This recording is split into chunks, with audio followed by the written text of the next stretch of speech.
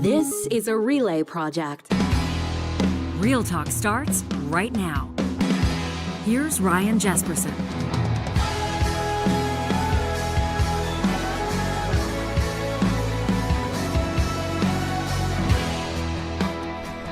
Hope everybody had a great weekend. Grateful to have you here with us. First episode of the week for Real Talk. You know what that means. Presented by our friends at Mercedes-Benz Edmonton West. Supriya Dwivedi will be joining us, and a very special guest as well.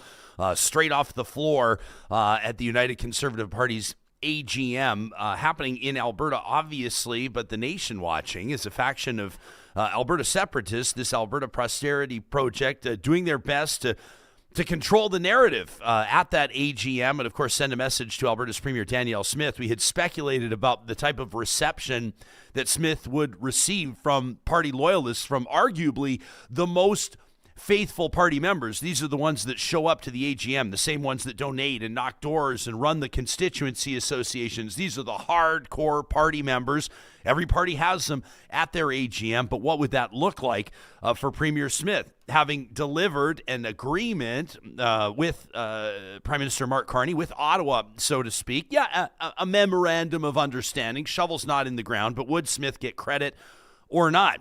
We mused about it with Nick Taylor-Vasey from Politico and others on our most recent episode of the show. If you missed our Friday episode with our Real Talk Roundtable, we encourage you to check that out. Also, just an excellent conversation about what the pipeline looks like. Supriya has been digging into that one, that MOU, and we'll get into the details. But Erika Barootes will join us on this one, the founding president of the United Conservative Party, former principal secretary to Premier Smith. She was there, and she'll give us her firsthand report. That coming up in 30 seconds. First, if you didn't hear yet, we want to remind you that our friends at Hanson Distillery have just released this 7-year Northern Eyes whiskey. This is the first 7-year whiskey ever released by anybody in the Metro Edmonton region. Why? Because it takes 7 years for these whiskeys to get ready. Hanson, the first distillery in the capital region here in Alberta, and this one is out now, this collector's edition, just 400 bottles, and it will sell out fast.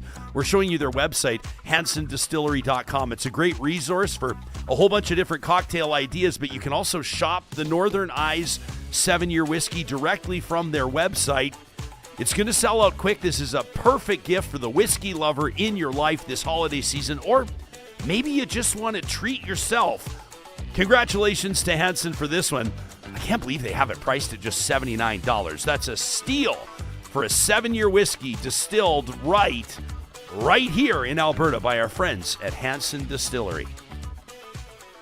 As we say hello to our regular, she kicks off every week with us here on the show, as mentioned, courtesy of our friends at Mercedes-Benz Edmonton West, Supriya Dwivedi, checking in from Toronto, Ontario. Good morning to you, my friend, and Erika Barootes, the founding president. In other words, the first ever president of the United Conservative Party, joining us as well. Good morning to you both.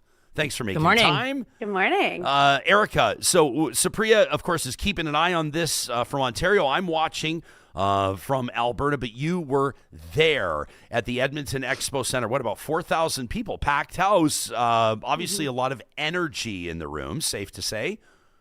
Yeah, I want to first start off for the people that watch on YouTube in your thing. I brought this just for my friend Supriya.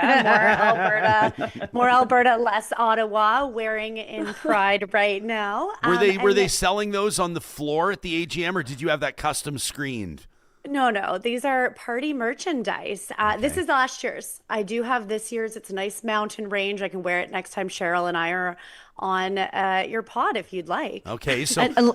And let me just say, for the folks that, aren't on YouTube right now, Erika is 100% rocking that sweatshirt. She looks great. Yeah, thank you. It's a good color on you. But is this kind of the sentiment? I like the idea of more Alberta, less Ottawa. It's kind of been the Alberta sentiment for, well, I guess you could probably say for about 120 years. Peter Lougheed stuck to that principle. Maybe not those exact words, but he wanted Ottawa to butt out. But he was working with Ottawa. These days, it's a statement that is fraught with risk, because these days it seems to me that when you talk more Alberta, less Ottawa, you're almost planting your flag that you believe that Alberta should leave Canada. Fair? So now are you asking me if I'm a separatist or This something? is what we would call a leading leading question. I first off learned that they prefer to be called the independence movement, not separatists. Oh, this is what like I the whole learned in tax very many versus levy thing. conversations. Yeah. Anyways, no, so this is something that the party's had for, oh gosh, probably 5 years. I think the separatists or the independents probably would have just said no Ottawa. So this is not a independent certified piece of merchandise. If 4,200 people donated, like you alluded to, I would love that. I don't think that I would say these are all party loyalists that were there. I think there was a group that also had their own agenda. But I will say this is similar, a little bit bigger than last year. This year was far more tame, far more, about unity. And I do think quite a bit of that, even though there was some that did not receive this MOU with that standing ovation. Was still a lot of unity, I felt, at this AGM. Okay, well, Didn't think I was going to be fair. Why don't we, Supriya, I'll hand the baton over to you, but first, why don't we play the clip? This was one that was kind of making the rounds around the country. Now, this is on Friday, and Erika, you can clarify for us. Like, it seemed like the vibe of the convention kind of like evolved maybe or changed a little bit. Saturday seemed a little bit to be a little bit more of a friendly room for the premier. Mm-hmm. But let me just point this out, and I think for the benefit of the audience, those that may not have heard it on Friday. So Smith takes to the stage, the premier takes to the stage, well, the Boo Birds were the loudest ones in the room at the time. Here's how that played out at the AGM. Support a strong and sovereign Alberta within a united Canada. I know we might have a bit of a difference of opinion on that, but I hope people today feel a lot more confident that Canada works than they did a couple of days ago.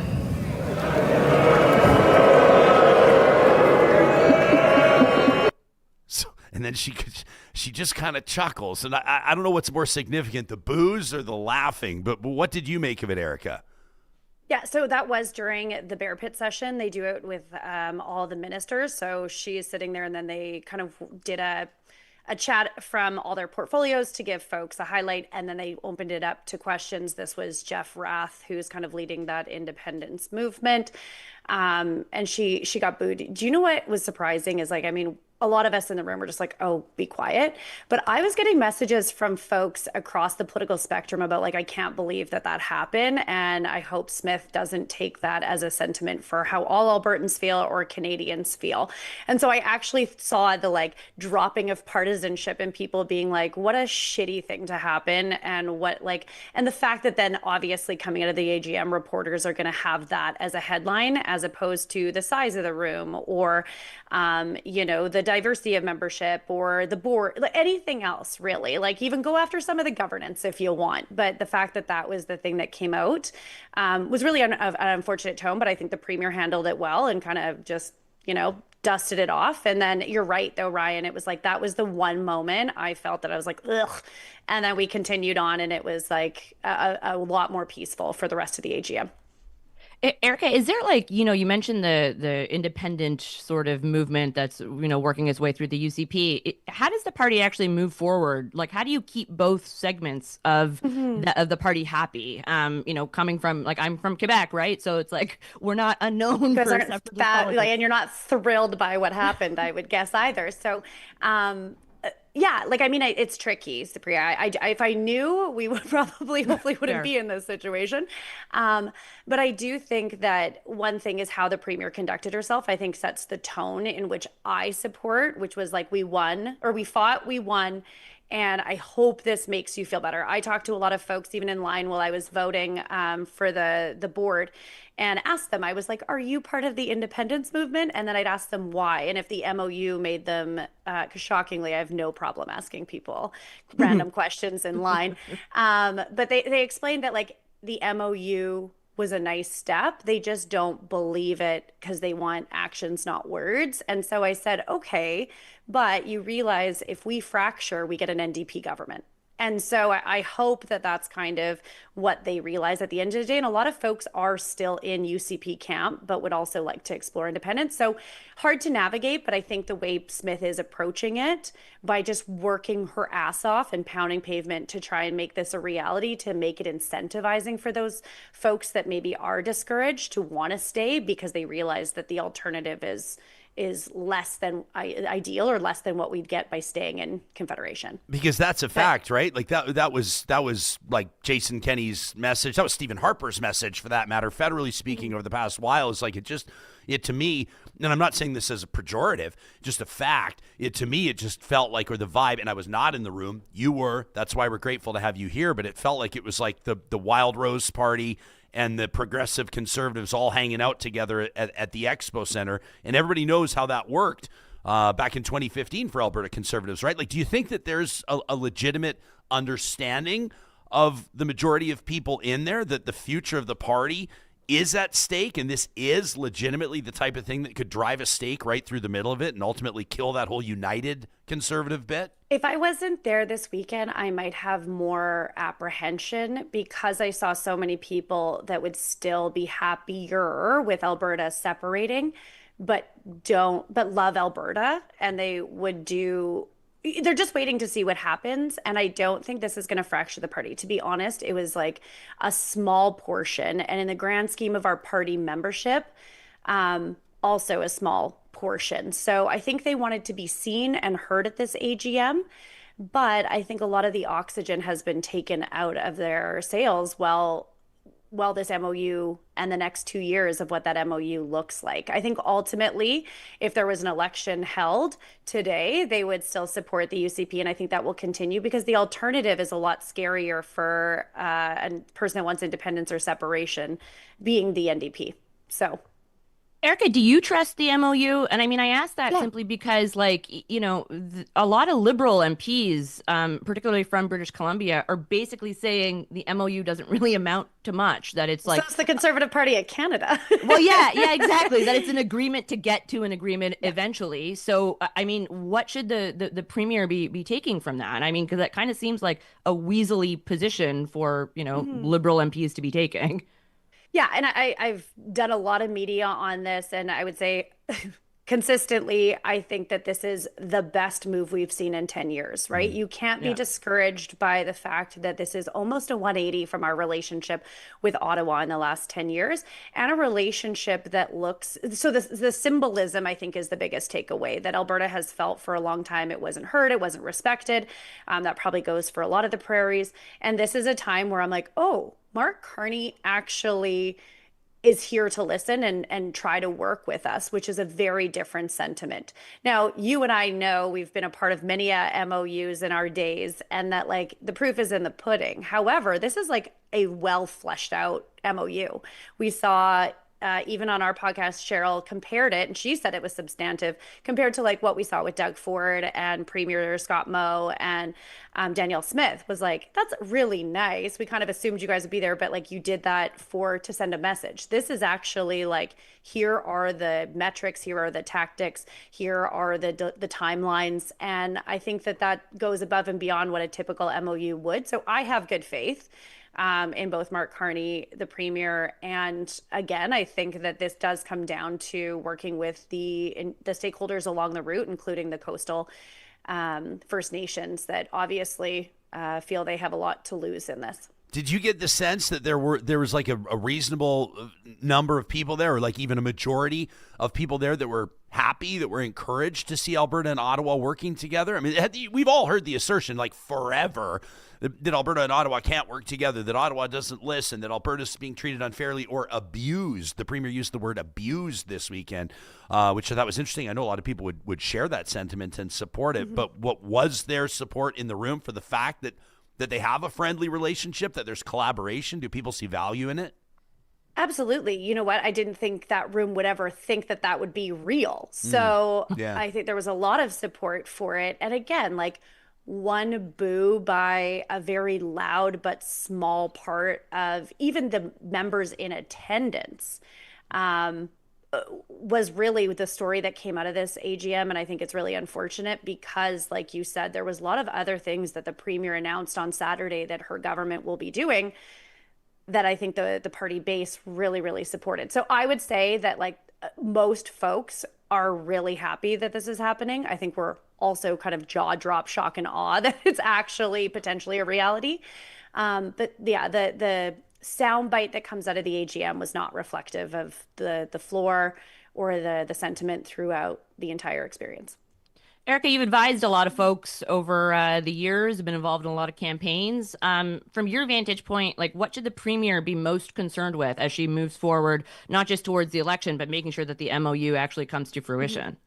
I think she keeps doubling down on the economy. There's lots that have been happening in Alberta, a teacher strike, a lot of contentious things that might hurt her or people could be critical of. I mean, in Alberta, you win on the economy. So focus on that. Focus on the inter-provincial trade opportunities.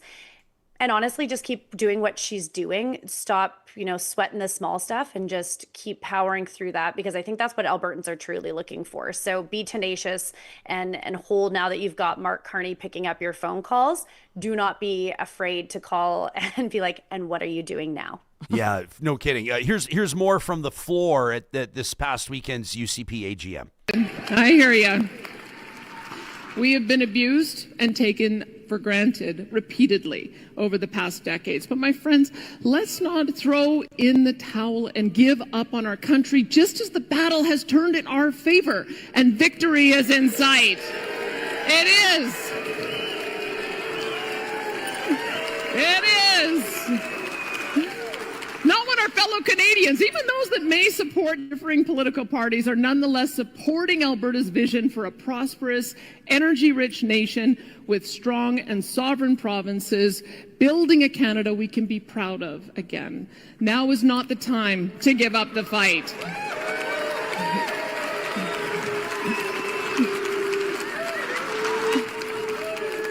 Now is the time to double down and fight for both our province and our country, because we Albertans are indeed the proudest of Canadians, and we don't fight for the sake of fighting. We don't look for conflict when there is an opportunity for freedom and peace and prosperity with our fellow Canadians. That is all we've ever wanted. Freedom and peace and prosperity. Because Albertans are happiest when we are hard at work getting things done, solving problems, serving our communities, creating and innovating. That is when we are truly at our best. We want to lead this country towards a better and brighter future because we take great pride in that as a province. All we need is a government in Ottawa to get out of the way and let us turn Canada into a thriving energy superpower with Alberta leading the way.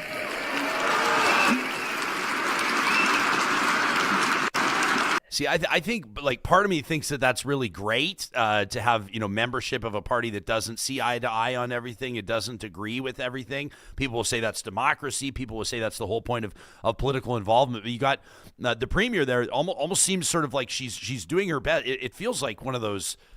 Nah, this is a bad metaphor to use. I was going to say like one of those. You got to use it now. Well, yeah. Now you have exactly. It's like those herding dogs, and they're just trying to keep. And I'm not trying to call everybody sheep. This is why I pump the brakes on the metaphor. but she's trying to keep everybody together. She's trying to keep come on, guys. Like we're making progress. She's trying to keep them all together. But we're not talking about something like the carbon tax or whatever. In a sense, it feels like she's talking about the future of the party and the future of the province.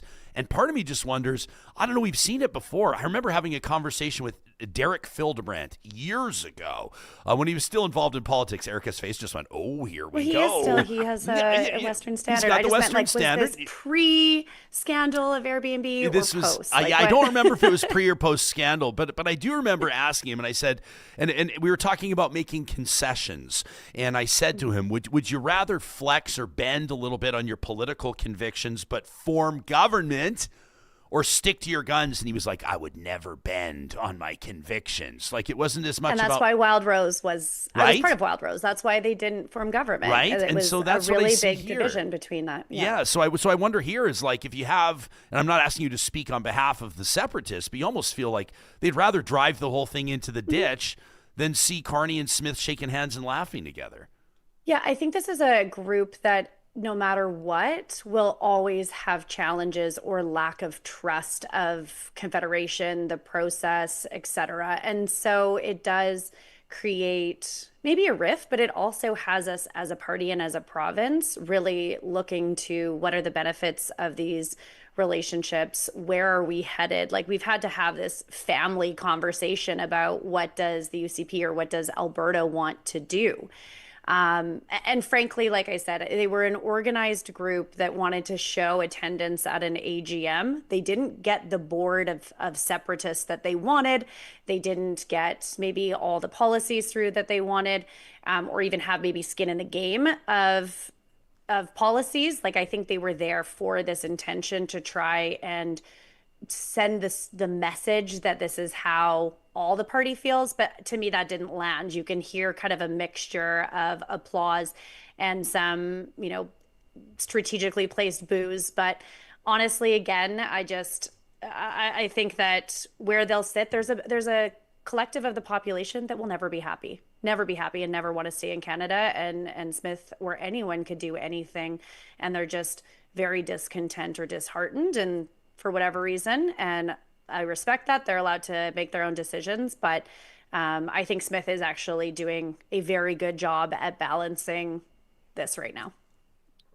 Erika, I know you've got to bounce soon, but just like from your vantage point, do you think if you had to grade the premier, for example, coming out of this, what letter grade would you give her? Because it seemed from I hate when people do that. Sorry. I mean, but it just seems like she has like kind of, I don't want to say impossible task, but certainly a large task in front of her, a hard task to try and keep these two separate factions, moving in the same direction. And I wasn't in the room, to your point, neither was Ryan, but from the clip set that we did see that perhaps weren't necessarily representative of the overall, mood of the of the AGM, like going forward, do you think UCP members came out stronger because there is that kind of like internal dissidence going on?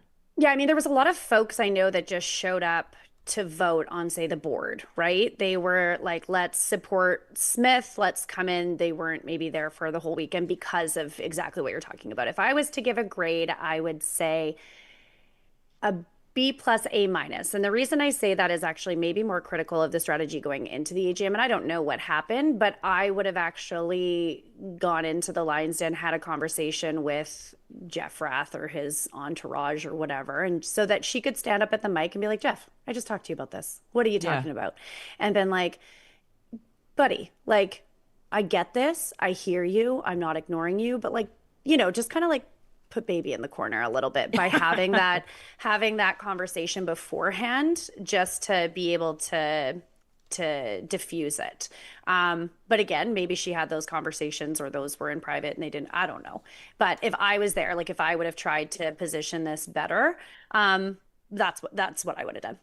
Can we talk before we go? I would, that's if they did what I said all the time. I mean, they probably have an A plus, but I'd give her an A minus if that happened. But I think she did a B plus because like she navigated that well, but she was dealt like C minus on Friday night, right? Yeah. And she came back. How hard is your out, Erika? Like, do you have a few minutes? I know Ryan, every time I'm on this show, I just assume I'm going to stay later than I am. I love Supriya, even though it probably mind fucks people. They're like, many people. They're I know. so different. And I'm like, yeah. We love each other. Deal with it.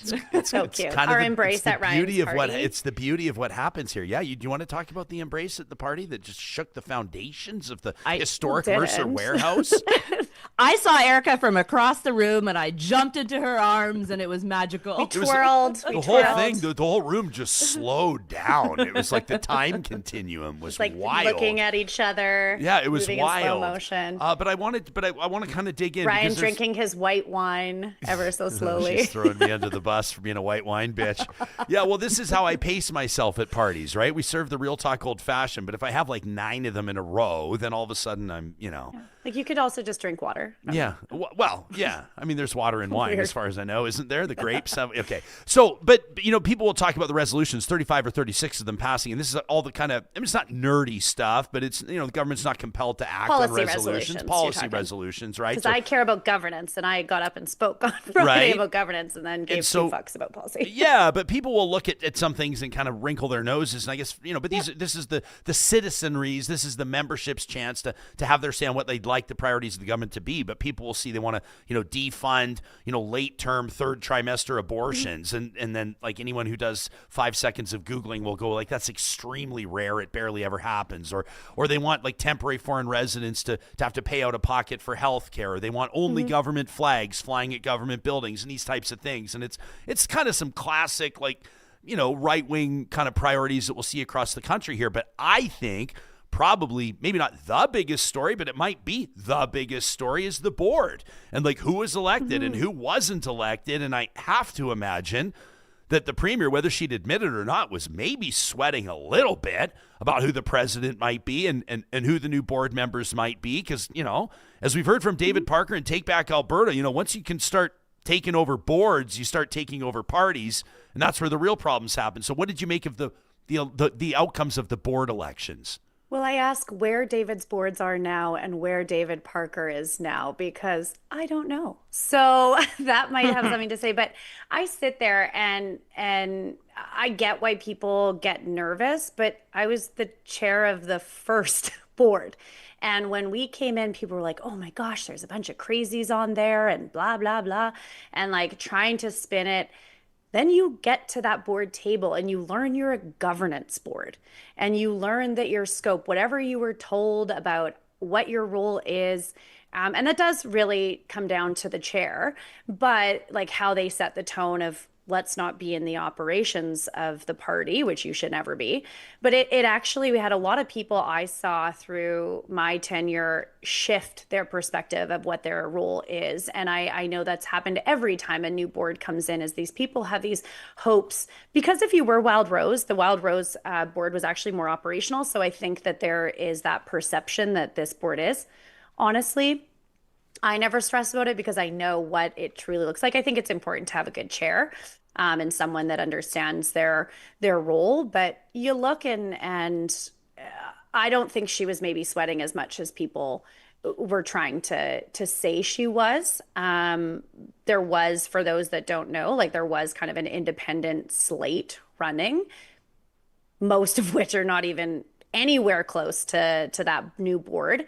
And so I think the premier's probably happy with the new board. I look at it and I think it's a great group.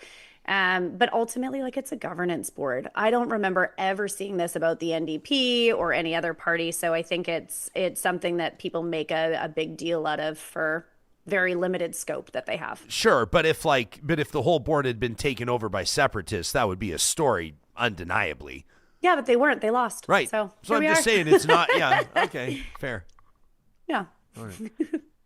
Left you speechless, Jesperson. No, I'm just handing things over to my co-host. No, that's it. Co-host. Yeah, exactly. That's all that is. Erica, if you could say something to the federal conservatives right now, what would it be? Because it's like they're kind of playing this role right now of they have to obviously oppose anything Carney moves forward with. This is arguably, you know, in your own words, good for Alberta. You think it's finally Ottawa getting out of the way. So should the federal conservatives STFU right now, or can they, or like what should they be doing?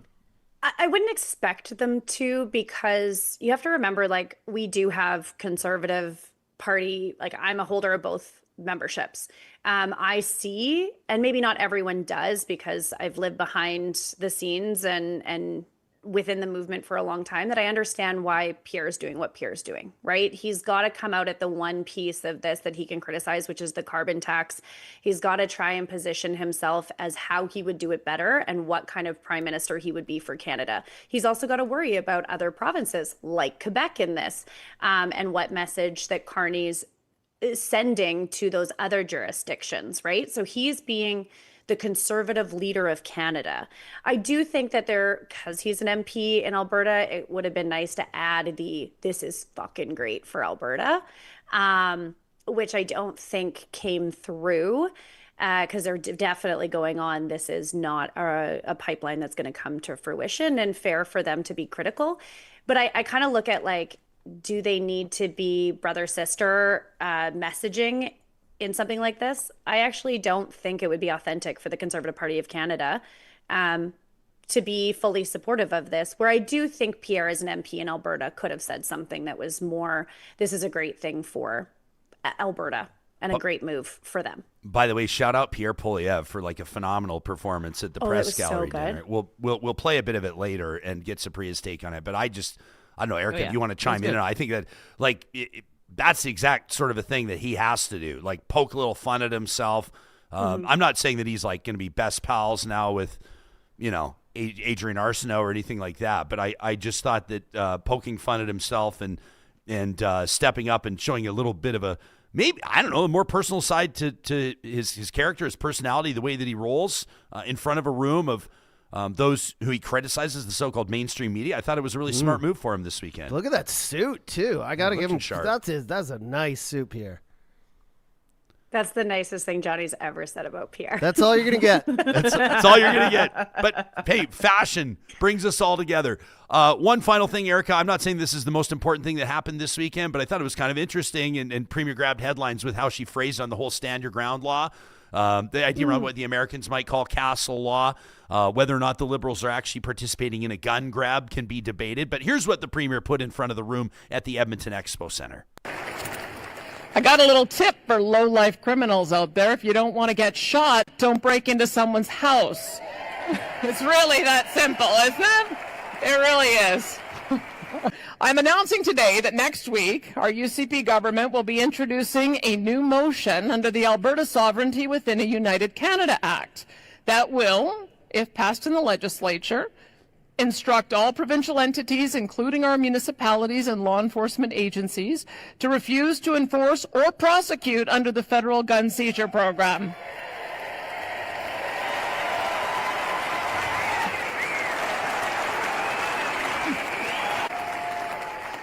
Now, the Sovereignty Act motion will also make it clear that these agencies will not enforce or prosecute Albertans defending their homes and families from intruders.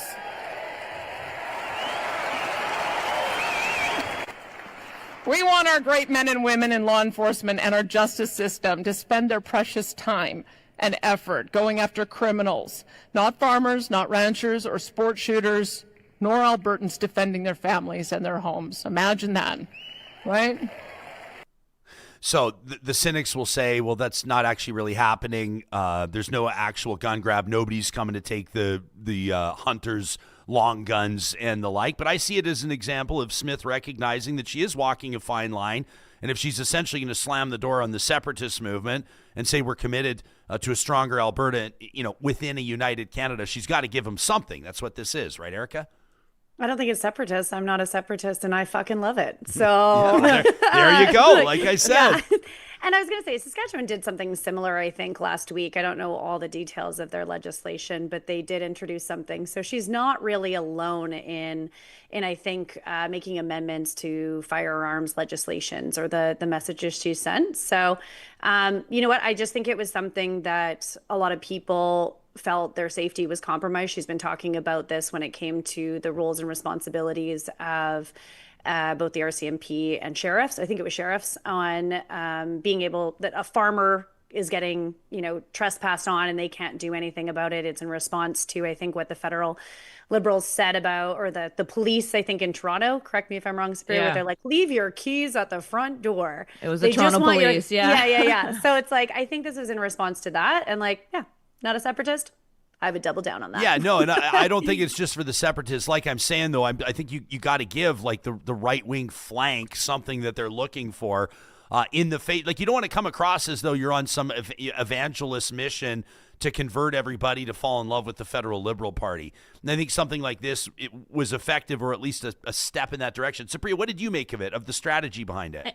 I mean, I think it makes sense. And to your point, I don't think Danielle Smith, just because of this MOU, has changed her entire outlook and personality, right? There still are obviously going to be disagreements between Ottawa and the province of Alberta. And I think it's natural and good politics for the Premier to sort of navigate that and ensure that, that right flank, which is arguably the entirety of the party, if it's a right-leaning party, to be behind her on this. And she needs these wins, irrespective of, what that actually might mean for policy. I think it's good politics.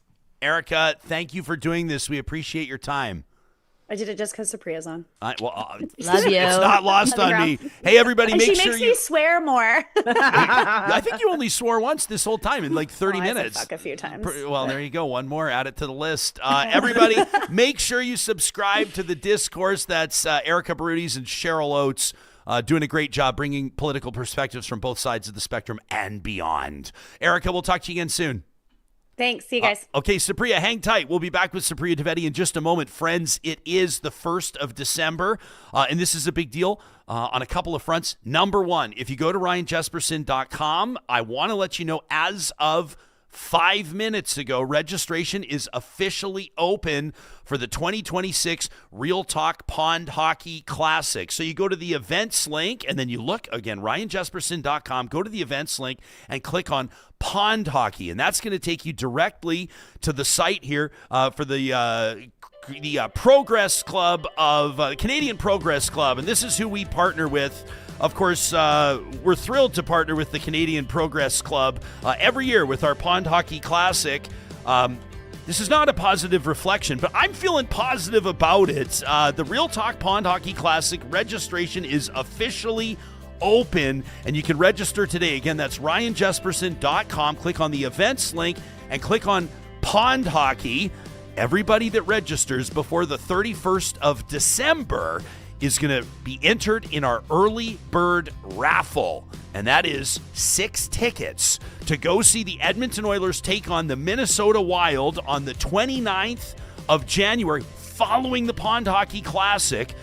And you're going to be getting to the rink on the Golden Bus. Yeah, that's right. You'll be with us and our team and a bunch of other VIPs. It's going to be an incredible night. That's going to be the Real Talk Pond Hockey Classic Saturday. That's going to be January. This is a big one, of course, coming up in 2026. This is Saturday, the 31st of January, the Real Talk Pond Hockey Classic at Larry Alexiak Field in St. Albert. A full day of pond hockey, raising money for incredible causes. We'll be telling you more about this through the next month or so. Then, of course, if you register before the 31st of December, you qualify to win that early bird prize. That's 6 tickets to the Oilers Wild game that night and limo bus, like Golden Bus transportation there. Again, ryanjesperson.com. Just click on events. The first of the month also means 15% off all grocery purchases at Friesen Brothers across Alberta. Now, we're talking to you a lot about Friesen Brothers because it's their 70th anniversary. And, of course, for 70 years, they've been helping families put great food on the table at prices they can afford. Friesen Brothers understands that's where great memories happen, around the family table. So the first of every month, it's 15% off grocery purchases of $75 or more. But keep in mind, Friesen Brothers has also, just a couple of weeks ago, opened the Mother Dough Bread Co. The Mother Dough Bread Company, an amazing new initiative in their 70th year. The flagship store now open in West Edmonton. You can check out motherdoughbreadco.com. They're doing a few different things here, including fresh-baked loaves that you can take home, focaccia sourdough baguettes. They also have their made-to-order sandwiches. Johnny and I have been enjoying these, and they've been blowing our minds. And they'd, of course, there's no way they're going to not make those Friesen Brothers sourdough cinnamon buns available as well. So whether it's 7 a.m., a cinnamon bun and a coffee, midday, or even evening, getting a loaf home for dinner with your family, remember, motherdoughbreadco.com. California Closets is here for you this holiday season. You know, you want to really knock the socks off your loved ones. Maybe it's, your life partner that just has done incredible work through the year. You want to really wow them with a gift that says, I've been thinking about you. I appreciate you. How about a custom closet? Well, you're going to go, well, what's that going to cost me? Well, it all starts with a free design consultation. That's where you can check in with their designers. You can talk about your vision. You can talk about the space you're going to be building in, talk about the budget, and that's where they can price it out for you. California Closets can work with any budget. And they've been doing it for years. Everything they install, regardless of price point, is guaranteed for life. That free consultation begins at californiaclosets.ca. And we're so proud this holiday season and through the year to be partnering with UCAN Youth Services, a nonprofit charitable organization that helps young people out of harm's way and onto a path of economic independence. This time of year, we're encouraging you to make Christmas brighter for UCAN Youth by stuffing a stocking. Go to ucan.ca to see how you can do it. This isn't a huge financial commitment. We're talking donating bus passes or warm socks or a coffee card. You can stuff the stocking virtually. Again, at ucan.ca, you'll see it right off the homepage. A coffee gift card for $10 or bus tickets, $30, maybe a power bank so these young folks entering the workforce can charge their phones in between commitments. $25 donation does it, or a full stocking for just $100. We're proud that UCAN is our charity of choice through 2026, and we encourage you to support the amazing work they're doing at ucan.ca. Supriya Dwivedi, our guest, first episode of every week in our feature interview presented by Mercedes-Benz Edmonton West. One of the things I thought was really interesting, Supriya, we don't see this typically with like provincial political party AGMs, but when the leader of that party, in this case the Premier of Alberta, Danielle Smith, is making her speech to the party faithful. She's making her speech to party members, about 4,000 of them at the Edmonton Expo Center. CBC carries it live nationally. CBC carries it coast to coast. Were you surprised? I was surprised to see that.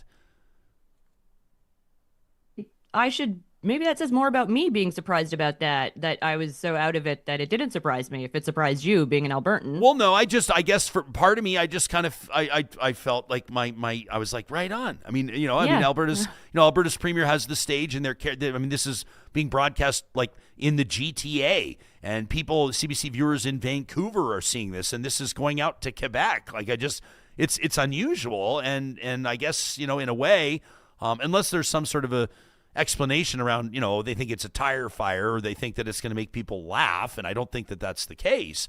I think it's just, everybody across the country is paying attention to this pipeline agreement. And I think that the AGM, the perfect timing of the AGM, and we talked about this, how it was Smith's one of her top priorities to get that deal done before the AGM so she could put it in front of her members. But I think it was the first chance to see how conservative supporters felt about the deal. Yeah, totally. And I think that's likely a reason why CBC would have covered it. I wonder if had the MOU not been signed and had it not been, delivered to folks publicly in that manner, if they would have made the broadcasting decision to cover it. Because I think for a lot of the rest of Canada, we often look to Alberta to see what's happening in the heartland of conservatism as like a movement going forward, right? So, that's probably it. But let me ask you, from your vantage point, when you heard the boos, what was your initial reaction? Well, so I was talking to, I wrote in Canada Playbook, I wrote a quick column for Politico last week on this, and I was like, basically the premise of my take was that, I think that we can expect that the separatists will boo her. And I would expect, I thought that she should get, or that she deserves, a standing ovation from, respectfully, from the more sane people in the room. Because I think that it is remarkable, and Erika just said as much, it's remarkable that the deal's even gotten to this point, whether or not the pipeline actually gets built. And I want to pick your brain on whether or not you think that this MOU actually goes anywhere. BC considered, First Nation stakeholders considered, and the like. But the fact that you've got what did Carney say? Do the Trump? You've got Carney and Smith sitting there and laughing and signing this thing and holding it up, and Carney's taking the political risk that you and I talked about last week. I just think that it's a huge leap forward. I'm encouraged by it. I think it's great for Alberta's economy. I think it's great for Canada's economy, and not just for a new pipeline. I think there's a lot of people that wonder whether or not Canada's actually serious about building anything big and bold. And there's this new major projects office and all this talk about these nation-building projects, and it feels like a significant step forward in that direction. And I think that that's something to be encouraged about. So I guess that's where I'm at.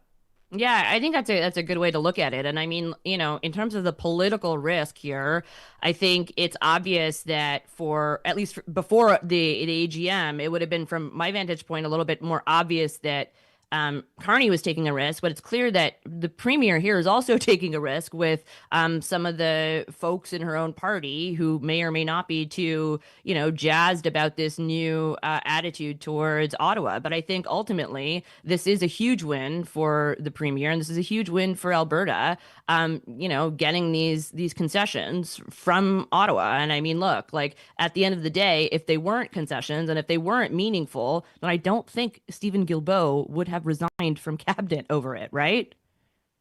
What do you make of that resignation? It's like it's on principle, I guess. Maybe there's more to it. He's, of course, quite popular in Quebec, right? You understand Quebec better than anybody else that comes on this show. Take us into the story. Yeah. So, look, I think, Erika was talking a little bit about how she's super concerned with governance, right? Prior to this, I'm very much a process person. And so to me, what the two things stood out, which is in the lead up to when Steven Guilbeault actually did resign, the cabinet meeting that happened on Tuesday Remember, MOU is announced on the Thursday. So on Tuesday, they have a cabinet meeting, as every Tuesday that they do. And the MOU wasn't brought up at all, which is odd, that it wouldn't have been on the agenda and it wouldn't have been discussed.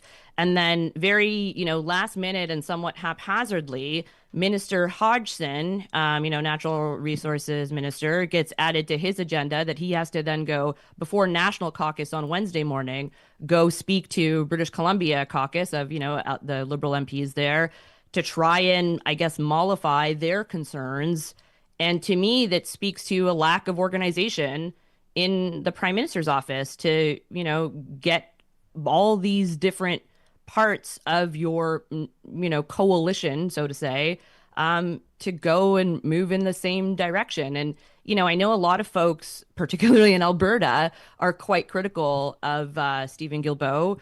But I tweeted this, and I'm paraphrasing because I don't have the tweet exactly in front of me, but it's like, even if you don't agree with his views on the pipeline or whatever, or his general, environmental activism up until this point, you got to respect somebody who, puts their principles, front and forward and actually is resigning, because there are a ton of people that wouldn't do that in that position, right? Like, a cabinet's a pretty good gig. So for him to put that on the line, I think is admirable. Yeah, you said you were replying to Stephen Marr, who said, good for Guilbeault. Whether you agree with him or not, he would have been a hypocrite to stay in cabinet. And you said, yeah, even if you don't agree with his politics or views over this, you got to respect him for actually sticking to his own principles when so many others would have chosen to stay quiet in cabinet. Was he ever a fit? He was like, big Trudeau guy. It seems like a lot of that. I'll remind people, some folks, this may be their first time ever checking Real Talk out. Supriya, who's a wonderful friend of the show, is a senior advisor to Prime Minister Justin Trudeau. You've seen, obviously the inner workings of the office. You understand it very well, that PMO. Guilbeault was, heavily associated. Trudeau took a lot of shots for Guilbeault, right? Fair to say, or at least maybe that's my Western perception. But if you look at like all of the other kind of Trudeau loyalists, and as they kind of fell, we're talking about like Jonathan Wilkinson on his way out and Bill Blair, and obviously everybody knows the story around Chrystia Freeland, but like the names have started to kind of fall, there's still a few left. Obviously Melanie Joly's still, prominent now, and there's others, but Guilbeault, I don't know, was he ever really truly a fit with Carney? People seem surprised that he was given big responsibility under Mark Carney. Yeah, I think that's more of a question for Carney's inner circle, because, at least if you look at the timeline of Guilbeault, he wasn't just sort of like plopped into cabinet for no reason. If you look at the Trudeau ministers that you just sort of named off there, he was one of the first ones, Guilbeault, that is, to put his name behind endorsing Mark Carney quite publicly during the leadership campaign in the early days there. And, I think another name, even though she's no longer a politician, is Catherine McKenna. McKenna also very early on had endorsed Carney. And, if you watch through her social feeds right now, she's a little bit more critical. So I wonder now, and I think the question for Mark Carney moving forward more generally is less about the individual ministers or an individual province, even like a British Columbia or a Quebec, but more just generally, how do you actually govern as a quote unquote, centrist liberal with so many of your voters being from that more, further left or further progressive flank. And it's not going to be an easy endeavor for him moving forward. So you spent some time, like, since that MOU went out, and obviously, it kind of goes, everyone's like, Thursday, everyone's talking about Thursday, and what's it going to look like, and the big signing, and journalists are there, and correspondents, and all the national news broadcasts are there, and everybody's talking about it. But much like budget, you need to take time to dig into it and understand it. And I know that you've been doing that. A big part of that is people want to more clearly understand what role BC will have, or what power maybe. Like if there's a veto, that's the big word everybody's using, BC and coastal First Nations in particular. Now having had the luxury of a few days to dig into it, what's really jumping out at you? Have your questions been answered? Where do you stand on it a few days later? Well, I think first and foremost, I think that Premier Smith, her interpretation of the agreement it seems to be the correct one, because the word veto isn't in there. And she said this straight up, right? Like British Columbia doesn't get a veto. And, according to the text of the agreement, neither do the coastal First Nations in British Columbia. I don't have the MOU in front of me, but the language is something like, they've got to consult meaningfully or try to move towards an agreement. And I mean, that's all well and good, but at the end of the day, I think there's a difference in opinion as to what the MOU really means. And I had suggested this to Erika, but you've got a bunch of British Columbia MPs basically saying that the MOU doesn't amount to much and that it's an agreement to an agreement.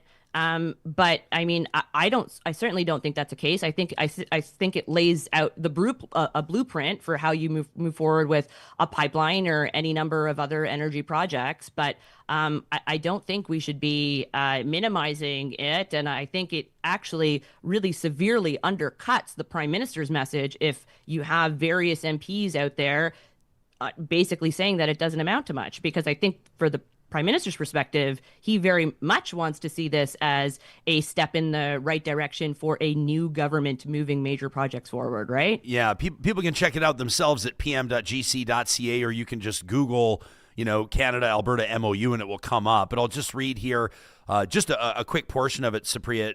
You can read through and it talks about the commitments. Like Alberta commits to this, Canada commits to this, and then here's where it gets to what you and I are discussing. Canada and Alberta together will, and the first bullet point, Canada and Alberta agree to engage with BC immediately in a trilateral discussion on the pipeline project and during the potential development and construction of the bitumen pipeline referred to in this MOU, and to further the economic interests of BC related to their own projects of interest that involve the province of Alberta, including internities. In addition, Canada will work with BC on other projects of national interest in their jurisdiction. That's what David Eby was talking about. And then this one as well, Canada and Alberta, this is point number 2, also agree to engage meaningfully with Indigenous peoples in both Alberta and BC on this project, with the involvement of the BC government for engagement with BC First Nations. So it's clearly spelled out there. I know that Eby was pretty annoyed. It was obvious with his body language, his words, and everything else that he hadn't been part of the discussion leading up to the MOU.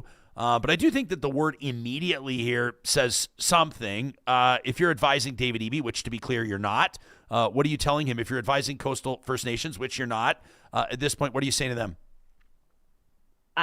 I'd be pissed if I was both the coastal First Nations or I was, in the Premier's office in British Columbia, because it's clear that Alberta and Ottawa came to an agreement and then wrote into the agreement, okay, well, after we come to an agreement, then we can include the other folks in. But I think, I mentioned from the jump that I'm a process person. I think if you're trying to bring along, various factions that have very different points of view on how to move forward, you want to involve them in the negotiations leading up to the MOU. Now, I think the Prime Minister's team would be very, within their right to tell me it would have been impossible to do so, and I fully accept that. But the alternative now here is that you have a bunch of very important pissed off stakeholders. You have a province of British Columbia that has, I think, 20 MPs that are Liberal. Those MPs are all, or the bulk of them anyway, are worried about what this means for their seats and what it means going forward. And I think, had they put in just a little bit more elbow grease, and again, I say this as somebody on the outside, but had they put a little bit more elbow grease on getting, some more stakeholders on side before the signing of the MOU, I don't know if the reaction would have been as vehement as it is now, because now at least the latest word that I've heard from the coastal First Nations is that this isn't going forward. No project is going to go forward. Huh? Yeah.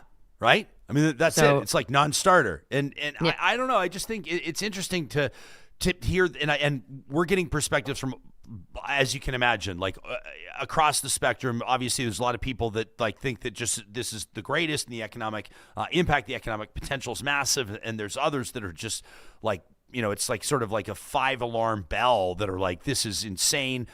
We've got an email I'm going to read a little bit later on in the show from a real talker with experience in navigating large vessels.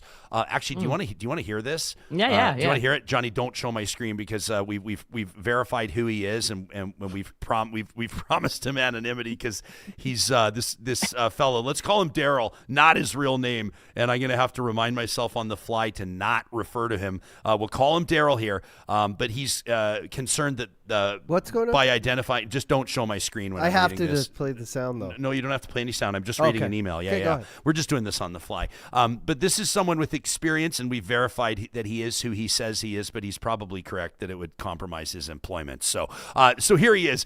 He says to Real Talk, he says, Daryl here, he says, I am a serving officer in the Royal Canadian Navy.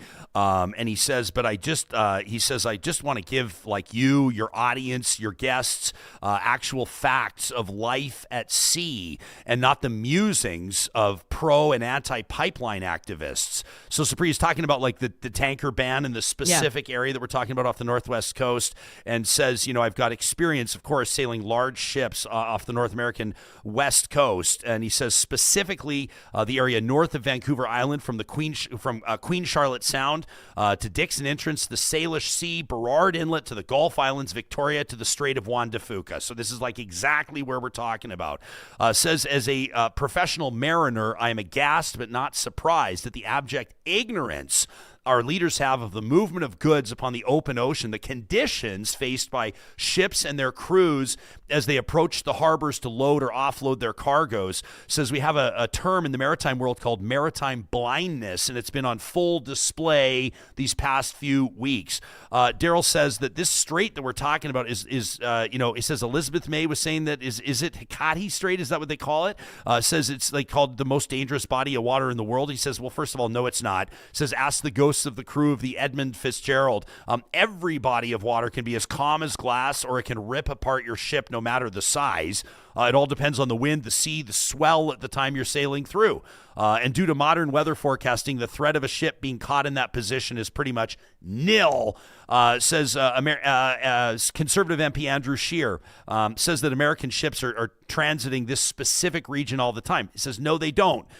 U.S. ships that are hauling oil from Alaska to Washington State via the Strait of Juan de Fuca pass to the west of Haida Gwaii. And actually, there's really no reason for ships hauling oil or LNG to use this strait in question. A ship leaving Prince Rupert will depart via Dixon Entrance. An LNG ship departing Kitimat will gain the open ocean via Queen Charlotte Sound. Both the routes are north and south of Haida Gwaii and the strait we're talking about. Plus, if a U.S. ship does spill oil as it passes Haida Gwaii, the western shore of the archipelago will be severely damaged by that spill. Daryl says, listen, maybe there will be a spill. Sure, maybe. And he says, and maybe there will be car accidents on the Anthony Henday, the ring road around Edmonton, but that doesn't stop people from using the highway.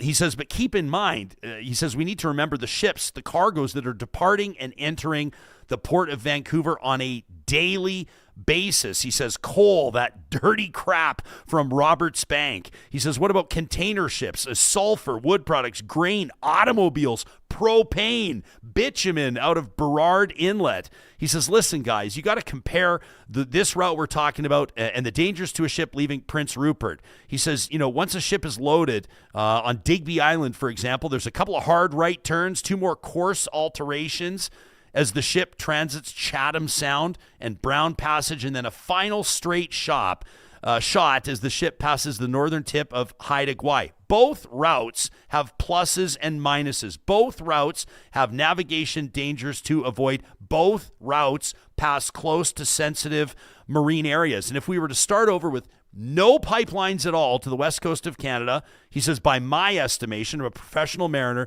the Prince Rupert route would be preferred because of less traffic, fewer dangers, and it's at least a day of travel closer to Asia than the southern route. Time is money, and that adds up to a lot of money. But Canada didn't build a pipeline to Prince Rupert, and therefore Burrard Inlet is our only option. Daryl says when the likes of Elizabeth May and David Eby and Adrian Dix and other politicians in BC say that there will be a spill if they allow tankers into Prince Rupert, they're basically questioning the experience and dedication of their fellow BC citizens who work hard every day to ensure that ships that are transiting these waters are done so as safely as possible. These politicians who are against the pipelines, others who support building a pipeline to the northwest coast of BC, they don't know what they're talking about, and few of them have any experience being at sea, maybe save a fishing trip or a cruise to Alaska. Daryl says I'd have a lot more respect for them if they said, I don't support the pipeline because I don't support exporting our oil to other nations, instead of spouting random terms from childhood memories of the Exxon Valdez. Fear-mongering does nothing to increase the knowledge of Canadians. That from Daryl. Yeah, I think that's a good email. I mean, I think it really puts things in perspective. But I would say that in terms of the honesty of politicians, I mean, we have heard at least from a few politicians that their opposition isn't actually based on the, navigation route that may or may not take place, but it is from like an ideological perspective, at least, if we're reading the resignation letter of Steven Guilbeault, he didn't make a big thing about the navigation route. It was more about the policies that are being turned back and how we're going to, meet our climate commitments or what have you, if that's even still really a thing going forward. Yeah. Hey, but before we let you go, we got to talk about Pierre Poilievre's performance at the press gallery dinner. So we talked to Nick Taylor-Vasey ahead of the dinner from Politico, and he was just talking about how, obviously it's a big night. Everybody gets excited, and it's kind of a big deal. It's where politicians poke fun at themselves, but nobody really knew what would unfold. Why don't we get to the video first, and then I'll get your take on it, because I thought that this was great. So you've got the CBC involved here, and then Pierre Poilievre sort of jumps in, and yeah, anyway, well, take it from here. You tell the story. It was a hilarious one. Yeah, so, I mean, we've got Chris Wilson, who's the 22 Minutes guy, or This Hour is 22 Minutes guy, who often does his impersonation of Pierre Poilievre. And so initially, all of the leaders give their shtick or their spiel at the podium. And it was Chris Wilson that went up to give his bit as Pierre Poilievre, and then hilarity ensued. We're working on grabbing it right now. Is that what we're doing? This is what's happening right now. So I was scrambling behind the scenes. Yeah, no, that's fine. I remember those days. Yeah. Trying to spin wheels, so you got to throw. Yeah, the top of traffic. I only need 30 more seconds, so then we'll have it for you. Yeah. Okay, good. but I think people will recognize the CBC guy, even if you're not a big CBC fan. You've probably seen clips of him, impersonating Pierre Poilievre, and I should also say that this isn't necessarily just a dig at Poilievre. I mean, Harper wasn't exactly known to attend the press gallery dinner either. And in fact, when Ronna Ambrose was interim leader for the Conservatives, and she did go up to give her, shtick to the press gallery dinner, one of her first words was like, "Don't worry, the bad man's gone," poking fun at the fact that the Conservatives don't necessarily make it a must-go to event in Ottawa. Okay, so here it is. So we'll start as Supriya described. Here you go. In honor of me and the Conservatives, I will reveal our new slogan. Long live the CBC. Long live the CBC. Long live the CBC. Long live the CBC. That's right. Long live the CBC. Long live the CBC, everybody. Long live the CBC.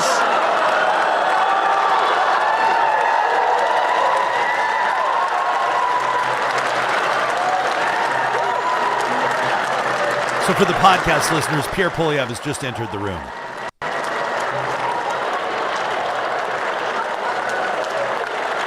Everybody's standing. Nobody can believe it.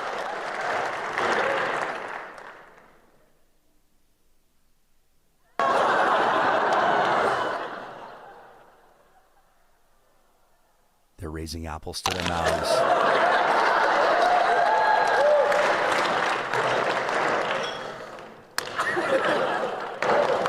Concurrent apple bites and a high five.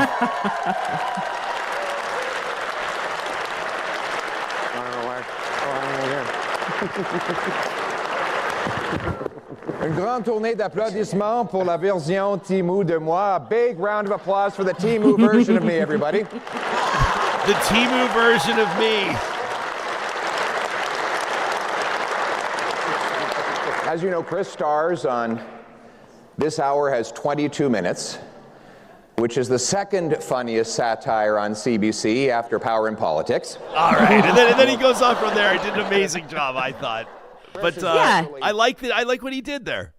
So do I. And, he does clearly have a sense of humor. He's able to laugh. He's able to be self-deprecating. He's able to be charming in that moment and engaging. And it just, I think for a lot of folks, particularly myself and those who don't always necessarily see Mr. Poilievre in a positive light, are like, why the heck don't you guys do that more? Why do you know what I mean? Like, why don't you try and showcase the non-dickish aspects of his personality or the non-adversarial, non-combative aspects of his personality a little bit more?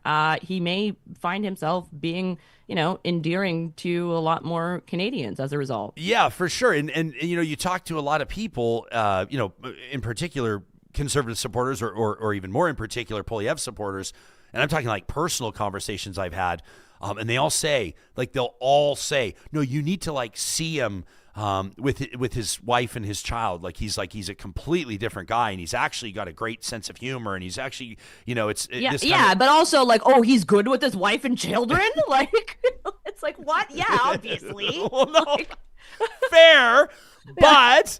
The second half of the exchange, I'm always like, well, then why don't you show that? Why don't you and people are like, well, that's because that's not what worked. That's not what helped him sell 300,000 memberships to the party through the leadership race. That's not what helped him build that momentum. But I thought also, amazing when they both pull out. It's funnier on YouTube than on the pod, but I think even on the podcast, our listeners will hear the concurrent apple bites, the two of them, which was really good. But the apple bite was also a kind of a TSN turning point, I think, for Poilievre, because it turned a lot of people off in the sense that it was he was bullying this small town journalist and just kind of coming across, like you said, as prickish. And I don't know, there's a fine line between standing steadfast and strong, right? Canada will be strong under my leadership and I can deal with Donald Trump and I've got a backbone and I'm strong, but also not being a bully or not being a prick. And I think, I don't know, that's why I think that his performance at the press gallery dinner goes a really long way to show that side of his personality. You've seen when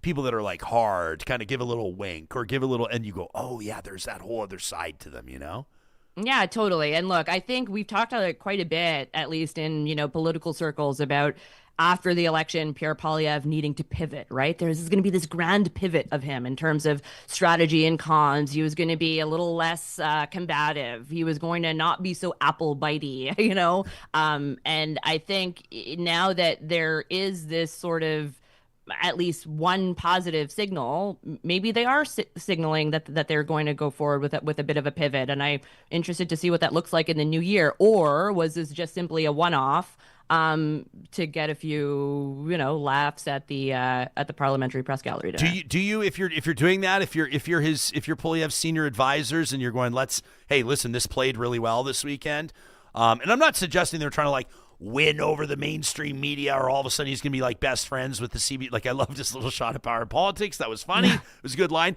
I wouldn't be surprised, no offense to Poilievre, I wouldn't be surprised if the CBC writers wrote that line, which I thought was great. Is this a slow trickle, something that you start sprinkling in the personality, the smile, the laughter? You don't reinvent your guy overnight. No one would believe it. Yeah, you don't. But I mean, to your point about the CBC, I mean, prior to the election, there was basically a fatwa against the CBC from the Conservative Party that they weren't going to put out, their own MPs or their own reps to go on.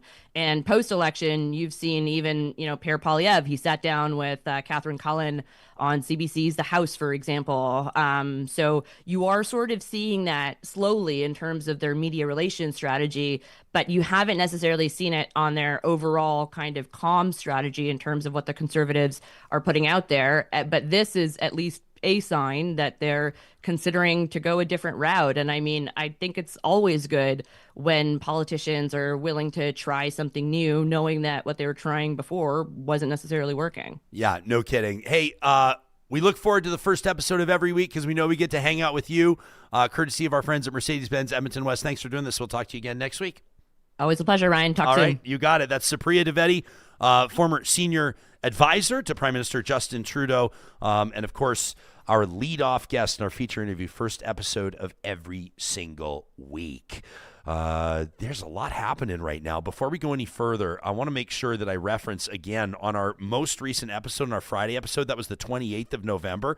If you want to hear more about that MOU and the pipeline deal and from three very different perspectives, you can check it out on our podcast, of course, our archive there, wherever you get your podcasts, or on our YouTube channel.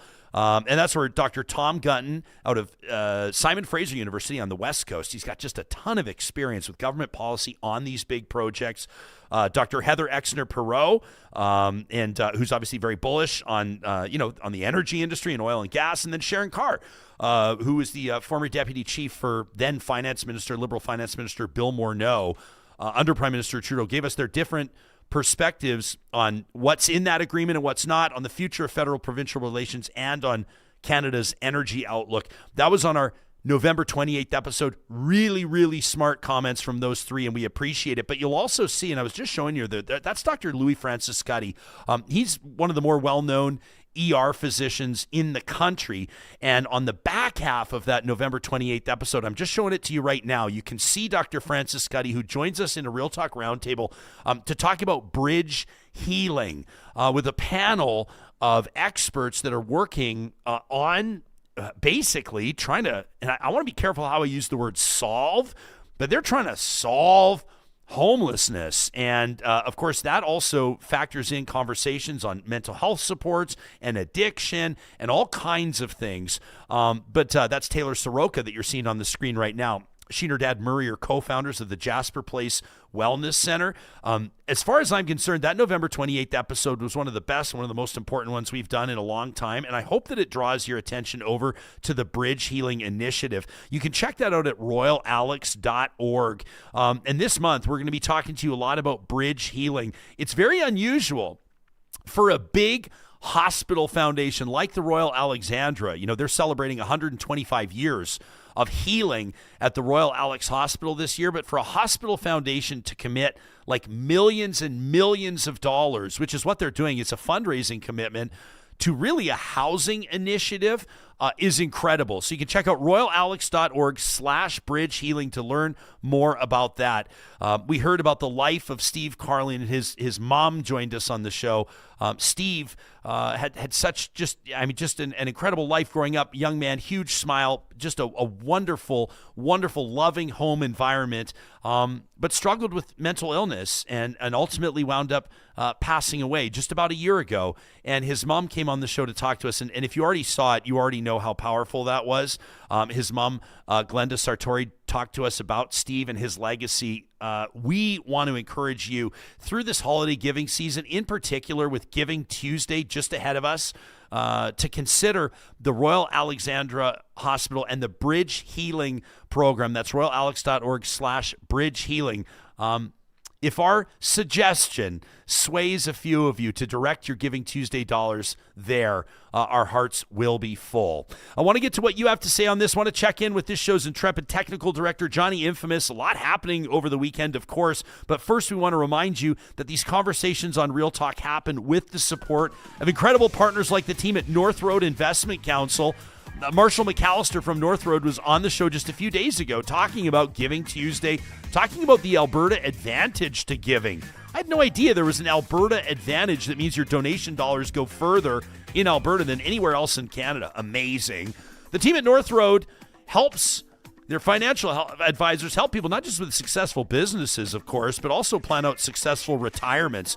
If you're an established professional or a business owner trying to figure out the best or the smartest way to pay yourself, dividends, salary, TFSA, RSP, whatever the case may be, If your personal earnings from your business are greater than $200,000, if you're over the age of 40, you really need to take a serious look at the individual pension plan, the IPP. It's a powerful retirement strategy, but it's not for everybody, which is why the team at North Road has put together a clear, plain language white paper outlining the benefits and the challenges, like the pros and the cons, basically, of an IPP. You can check out their website, northroadic.com. Start that conversation. Get that white paper. That's Marshall, Carey, and the team at North Road Investment Council at northroadic.com. You know, students across the country and around the world will soon be pressing pause on their studies. Some of you are going, yeah, you want to bet? Maybe not at all.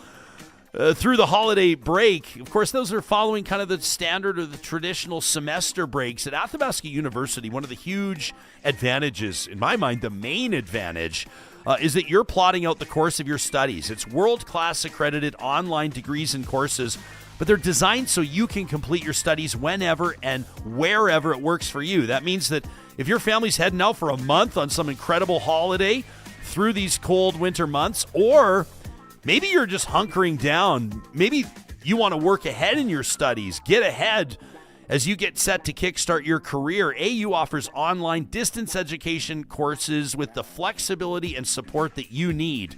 You can learn more about how it all works. Get started today at athabascau.ca. And coming up this Thursday, another story of Alberta winning on the national or international stage. That's Play Alberta's Alberta Wins, features every Thursday here on the show.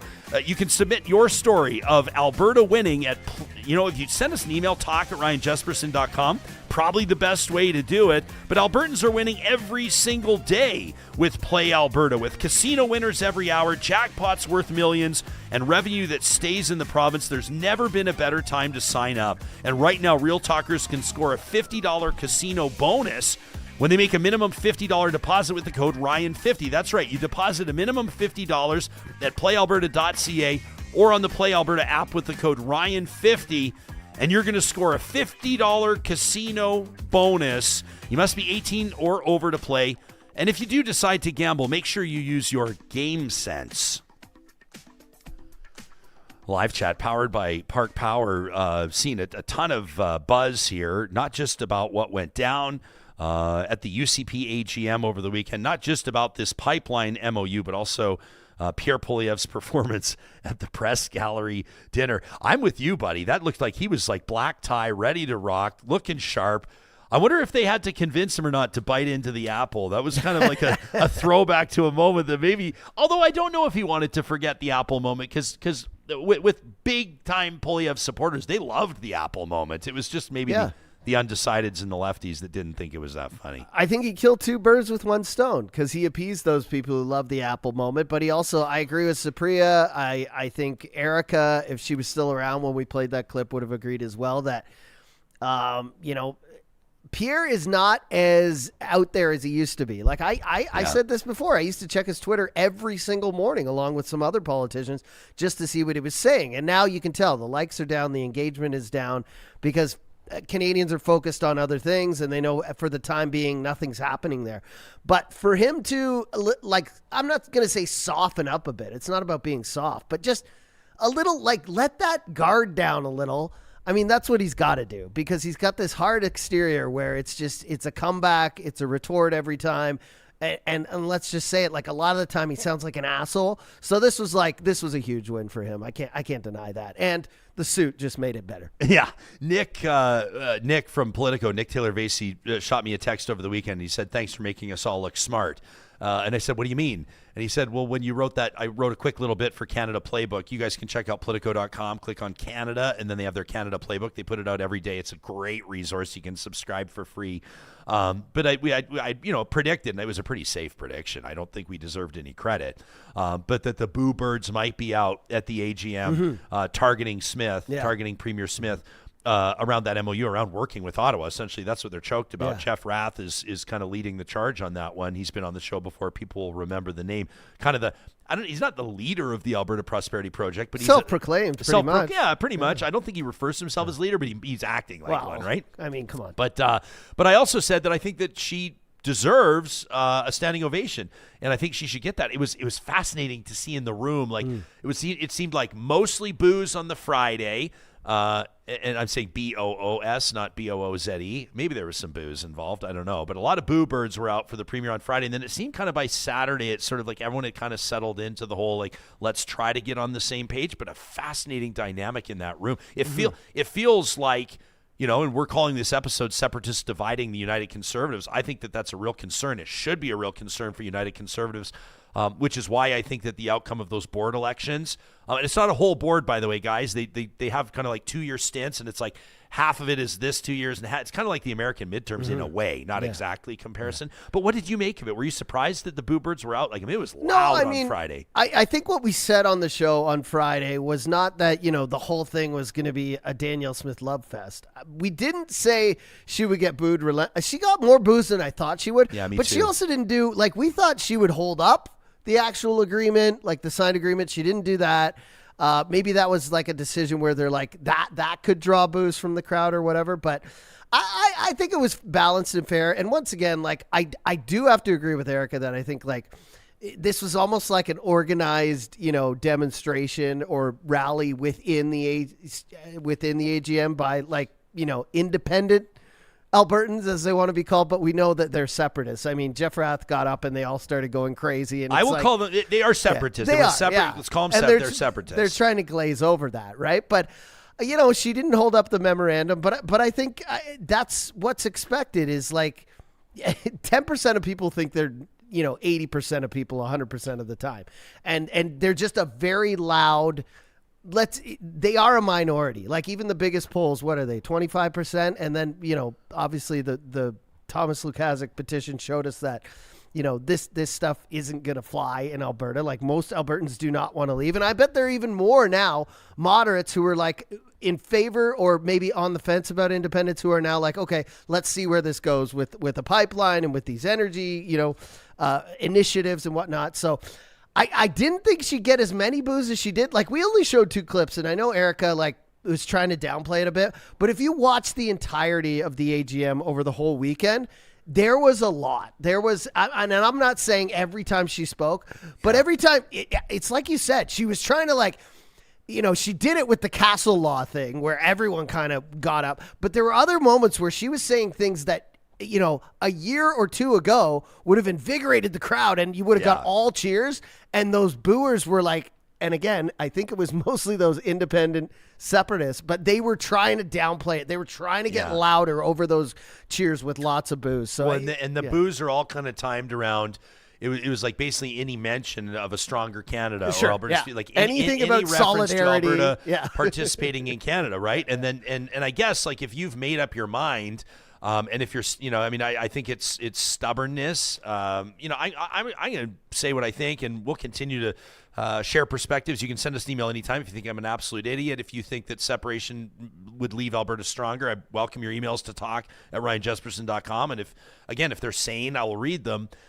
We've had Jeff Rath on the show a couple times talking about it. But again, I'm, on a lot of matters as host of this show, I'll say I'm going to come to this objectively. I'm coming to this with an open mind. I am planting my flag on this, and this show will stand in support of Alberta's future in Canada. And so I'll make no bones about it, and I certainly won't apologize for it. So that'll be the tone of my commentary moving forward, and this show will contribute to the fight to keep Alberta in Canada. I don't know if fight is the right word. We'll see if this ever were to go to a referendum, which I actually want to see. A lot of people don't. Thomas Lukasik doesn't want a referendum. A lot of people say they don't want a referendum. They think it's divisive. It's expensive. You risk too much. And there are good points to be had. A lot of you will point out, like, David Cameron and Brexit. And look what happened with let's just show the Brexit supporters that, it makes more sense for us to stay in the EU. And then all of a sudden it doesn't. Mm-hmm. Or look what happens in Montreal and Quebec, like even musing about a referendum. Yeah. And you have, corporate head offices leaving Montreal permanently. Yeah, that sucks. Right? But like I still BMO based in Ontario now. But BMO. Sorry, I didn't mean. Well, yeah, no, but just that whole idea. But like, I'd like to put it to bed once and for all. But I would just say this is like, if you still believe at this point that Alberta's stronger outside of Canada, and you're going to try to use the Alberta government to steer it that way by way of the United Conservative Party and its Premier Danielle Smith, then all of a sudden you've got a real issue within that UCP, because some polling has shown, and again, polling, whatever, it's a snapshot in time. We obviously don't run everything based on polls. It's why we have elections. It's why you have referendums. It's why you talk to people in real life. Polls are not real life, but they are snapshots. Polling has shown that a majority of UCP party members would support Alberta independence or Alberta separating from Canada. And that's where I think this gets dicey. Yeah, but you were just alluding to it, and I agree with you. We talked about this before Carney was prime minister. We talked about it before the pipeline deal was announced, or the MOU or whatever. Yeah. And I still believe it. Put it on a ballot. I'm still not scared. I believe back then it wouldn't have passed. I believe now there's even less of a chance it would pass. I think Albertans, the majority of them would say, let's stay in Canada. And the longer this goes, if a shovel gets in the ground, if pipe starts getting laid, I think it goes down even more. And I'm not as afraid of a ballot today. Well, you're 100% right. The consumer carbon tax that we talked about, this, I'm not going to keep repeating it unless I have to, but the consumer carbon tax is gone. Carney axed the tax, much to Pierre Poilievre's chagrin. Housing initiatives are going. Now you've got this pipeline MOU. So let's say shovels are in the ground on a new pipeline, or at the worst, they've signed something TMX legal. expansion, TM2X. T2. I don't know if that T2MX. TMX2. But wasn't TMX technically too? Well, so there's the Trans Mountain Pipeline, and X3? then TMX is the expansion, 3X? and then you got TM double X, TM double XL, TM double XL. It's kind of fun to say. Whatever it is. But if you do, the point is, if you're getting a new pipeline, which is exactly what everybody's been not everybody, but it's exactly what these folks have been demanding from Ottawa, these 9 bad laws and the new pipeline, and then you get it. What's left?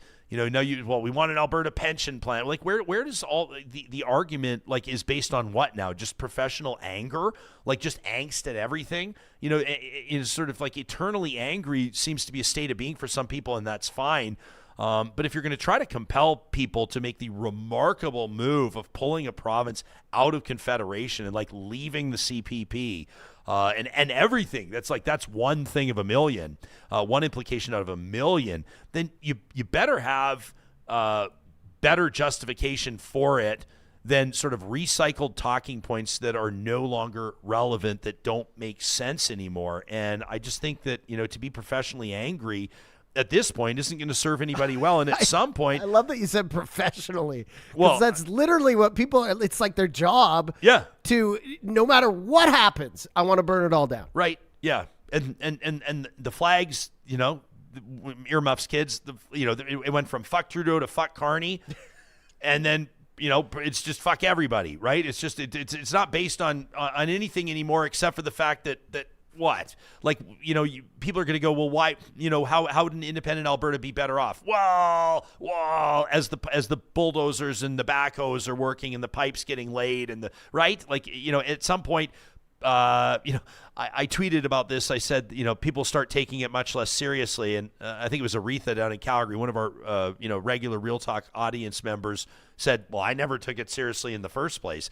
But a lot of people have. And I think that the Premier has to take it seriously for her own political survival in the future of the party. But I would ask, Real Talkers, members of our audience who are proud and committed UCP members and supporters, how you feel about this and what you saw at the AGM. I think at the end of the day, probably the middle of the road, kind of a steady Eddie kind of takeaway for it for me is that there was robust debate and disagreement in the room. That's not always a bad thing. At the end of the day, the board elections went in the way that Danielle Smith, for her own political survival, was hoping that they would go. And then, of course, you'll have Nad Nenshi and the NDP watching all of this and hoping in a way that Rome burns. Because at the end of the day, Erika was bang on earlier in the episode when she said, this party breaks apart and this party divides. That's nothing but good news for Alberta's official opposition. This is not a party that would survive being split in two. Now, it would be interesting to see if this gets more and more contentious, and if the Alberta Separatists decide to start their own party, like a spin-off or a breakaway party, which happens. It happens with church congregations. It happens with political parties. It happens in business and commerce. It does happen. That was like the roots of the Wild Rose and many other political parties ahead of them. That was like Reform, right? The federal party with Preston Manning, voters, people with big vision and big, strong convictions and that aren't afraid to get involved politically. They don't hesitate to throw their hat in the ring and to fundraise and volunteer and start from scratch.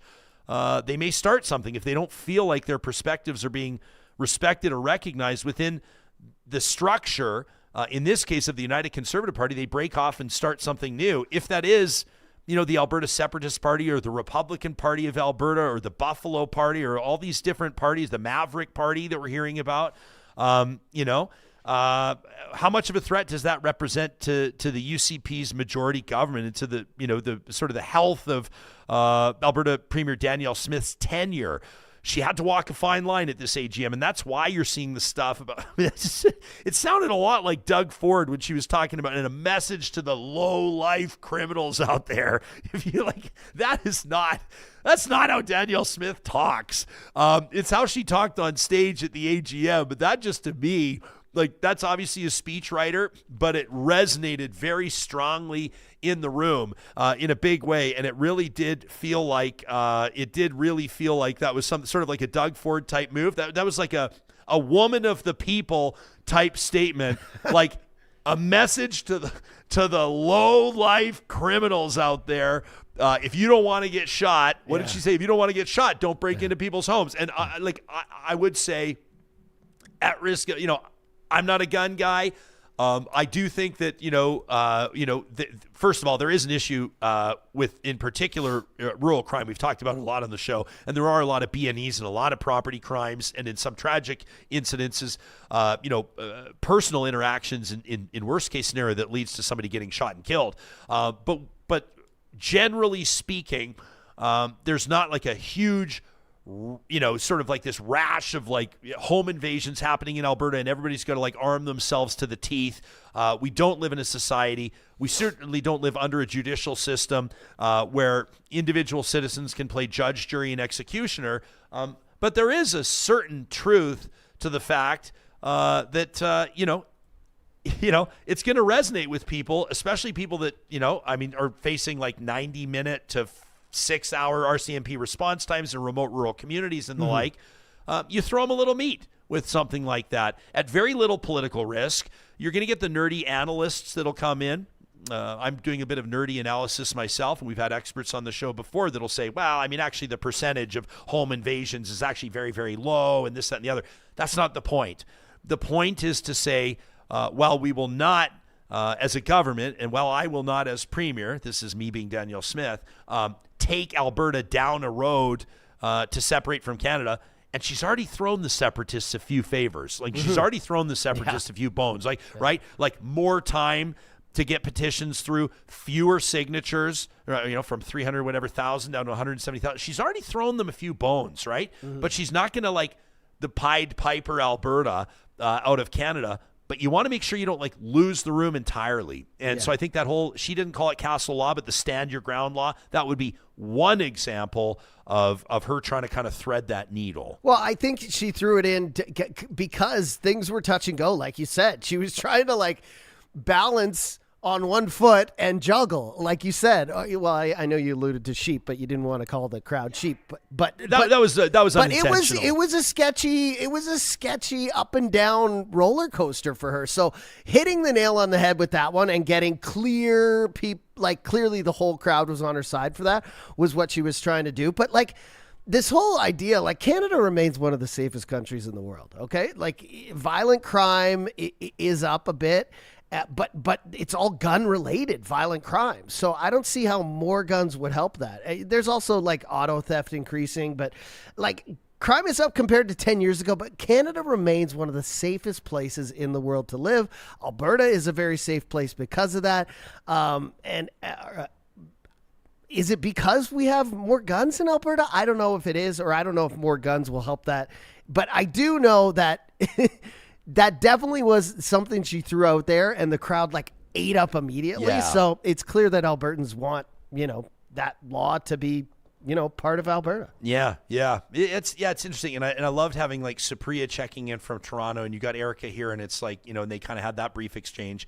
Supriya and Erika have worked together for a brief period of time in a previous life. So obviously they know each other pretty well. Yeah. They're both working as political advisors and strategists. But, like in Toronto, for example, like downtown Toronto, and I got to take this away. Like a lot more to worry about in Toronto with guns. Well, and it's like handguns and like, downtown shootings and gang violence. Closer to the border, it's coming across. Yeah, exactly. Like a lot of guns. And you hear from experts, they'll say there's way more guns, by the way, going south to north across that border than north to south.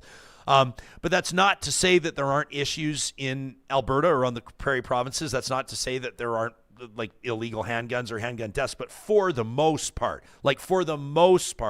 in Alberta, you're talking about like the more controversial stuff is like the long gun registry and that type of a thing. And you've got a lot of like shooting at sport shooters and tons of hunters and also just people that are like farmers and ranchers that live rural, that like a gun is a tool, right? Like you've got coyotes like trying to take out your flock of sheep, or you've got like whatever, you've got in a lot of cases that, they've got, sort of like natural predators that are out there trying to take out their cattle at $2,000 a head. And it's a bit of a big deal. These are tools that they use. And I do understand why people push back. That list that the government put out is very confusing, and there's thousands of you rifles. Took us through it. And some of them I look at, and I'm not a gun guy, so I don't know, but I'm trying to look at like, how big I'm trying to look at the numbers of this gun and that gun, and what I could see was like this one's a different color. Like I don't understand why some are banned, some aren't, and now we're going back and saying more are banned. And like, I know that a lot of the majority of gun owners in Alberta are legal gun owners, and they're using them as tools. I do understand that, but yeah, it's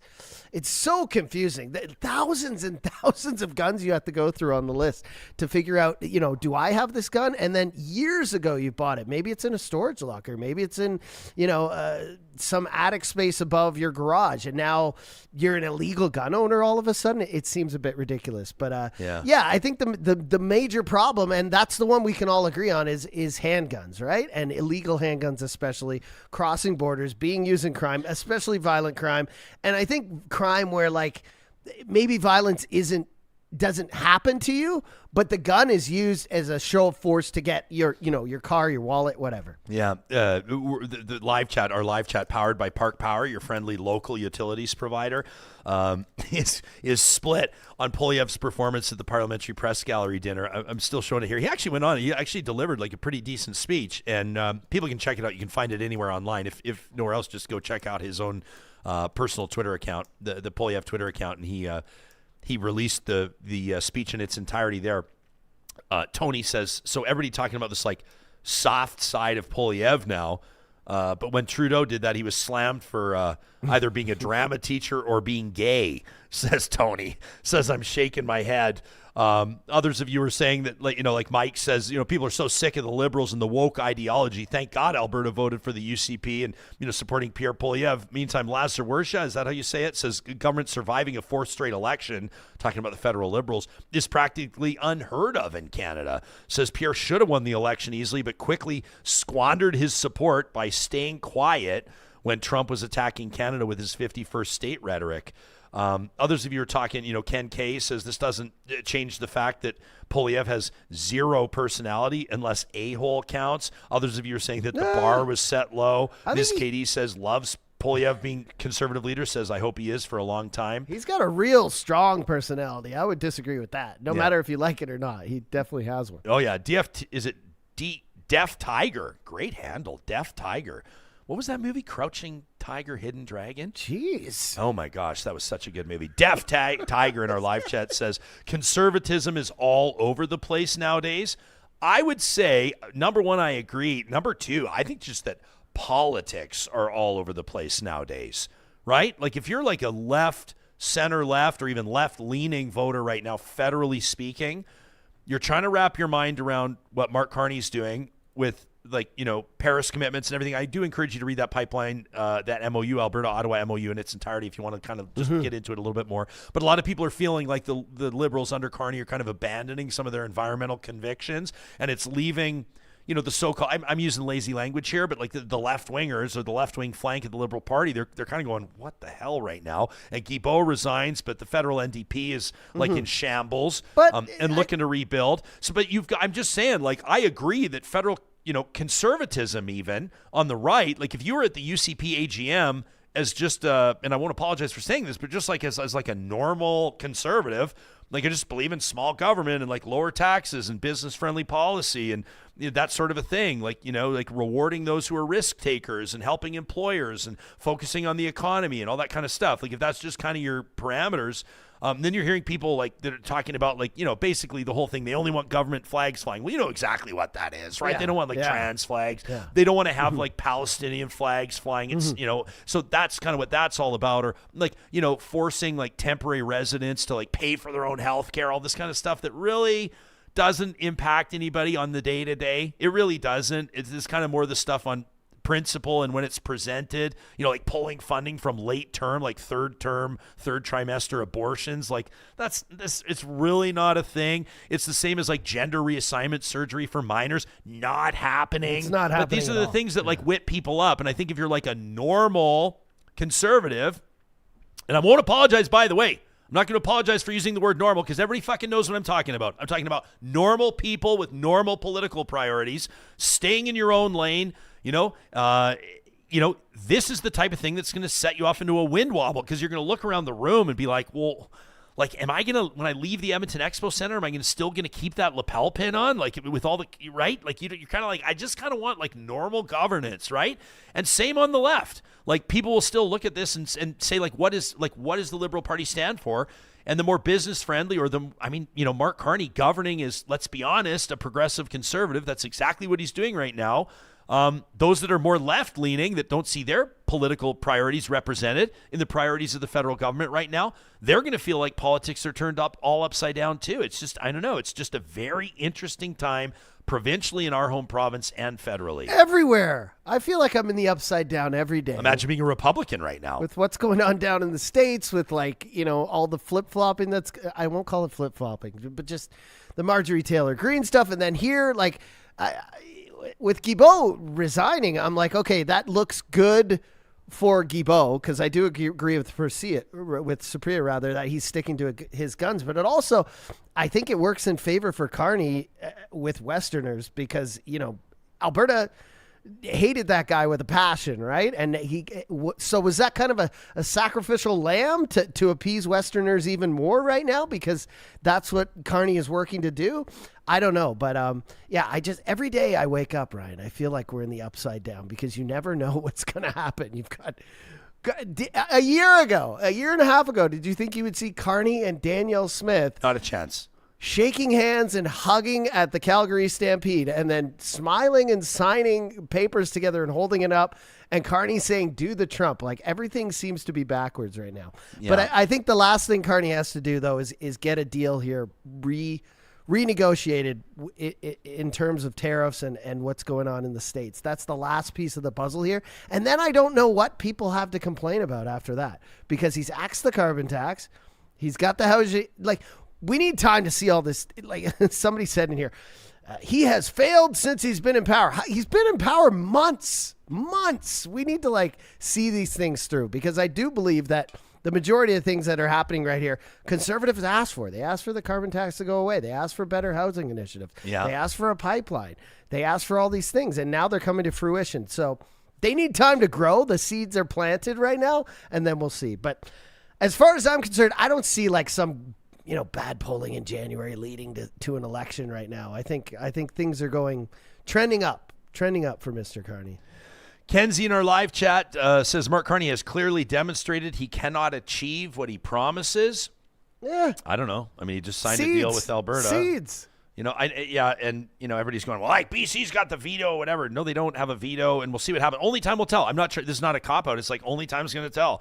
And I know a lot of people are saying, well, where's the deal with the U.S.? He said last week as well, it's kind of a funny thing to tell your citizens. Who cares? It's not funny. Who cares? Yeah, who cares? No, but it's not funny. That's not the word I mean. But it's basically, and this is my paraphrase. This is not the words of the Prime Minister, but he was basically like, yeah, Canada may not have the best deal, but of Well, we do have the best deal. But of all the terrible deals, we have the best of the bad deals. We have right. Nobody has a better deal with the U.S. than Canada. So at least as a minimum starting point, it may not be the best deal, but it's the best of the bad deals. Well, we need CUSMA renegotiated. That's what we're talking about. But in terms of like every country that has a tariff on it by the states, which I'm sure is pretty much every other country, if there's one that doesn't have it, they're probably not important enough to have one put on them. And yes, they have a better deal than Canada. But of all the tariffed nations and countries out there, we have the best one. Yes, there you go.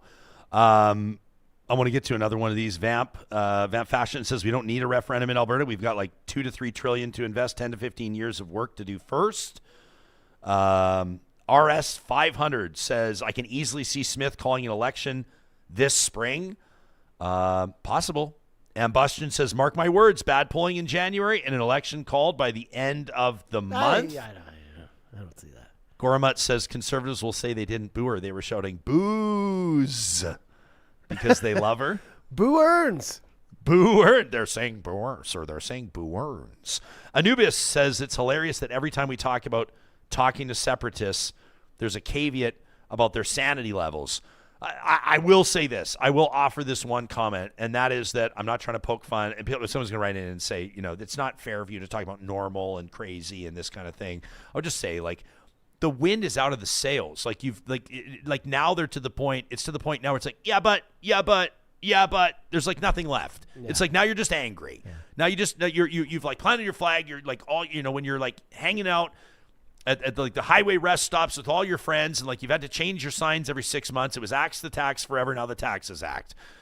And then it's like, well, build a pipeline. And then like now there's an agreement to work toward a pipeline. And the federal government's not hostile. And they're talking about like pausing tanker bans and lifting emissions caps. And yeah, there's trade-offs, obviously, because that's how deals work. You don't just like get absolutely everything you want. I think that people that are going into this demanding that they get like absolutely everything they want have never been involved in a serious negotiation in their life.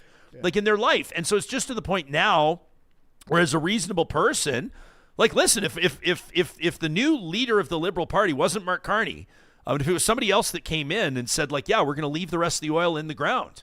Like, there's no new pipelines. As a matter of fact, we're going to start pulling back, and it's going to be an all EV mandate. It's all electric vehicles in Canada by 2028. And this, that, and the other. And it started like further working to cripple Alberta's economy. Then I would imagine that independence movement, that separation movement would pick up steam, but that is not the case. And everything that these people have been asking for, they're seeing come to fruition, and yet they're still angry and wanting to leave. And I just think it's because you get so far into something. It's like when a buddy gets into a fight with a doorman at a bar and then punches the doorman. It's like, well, now you're into it, John. Now you're committed.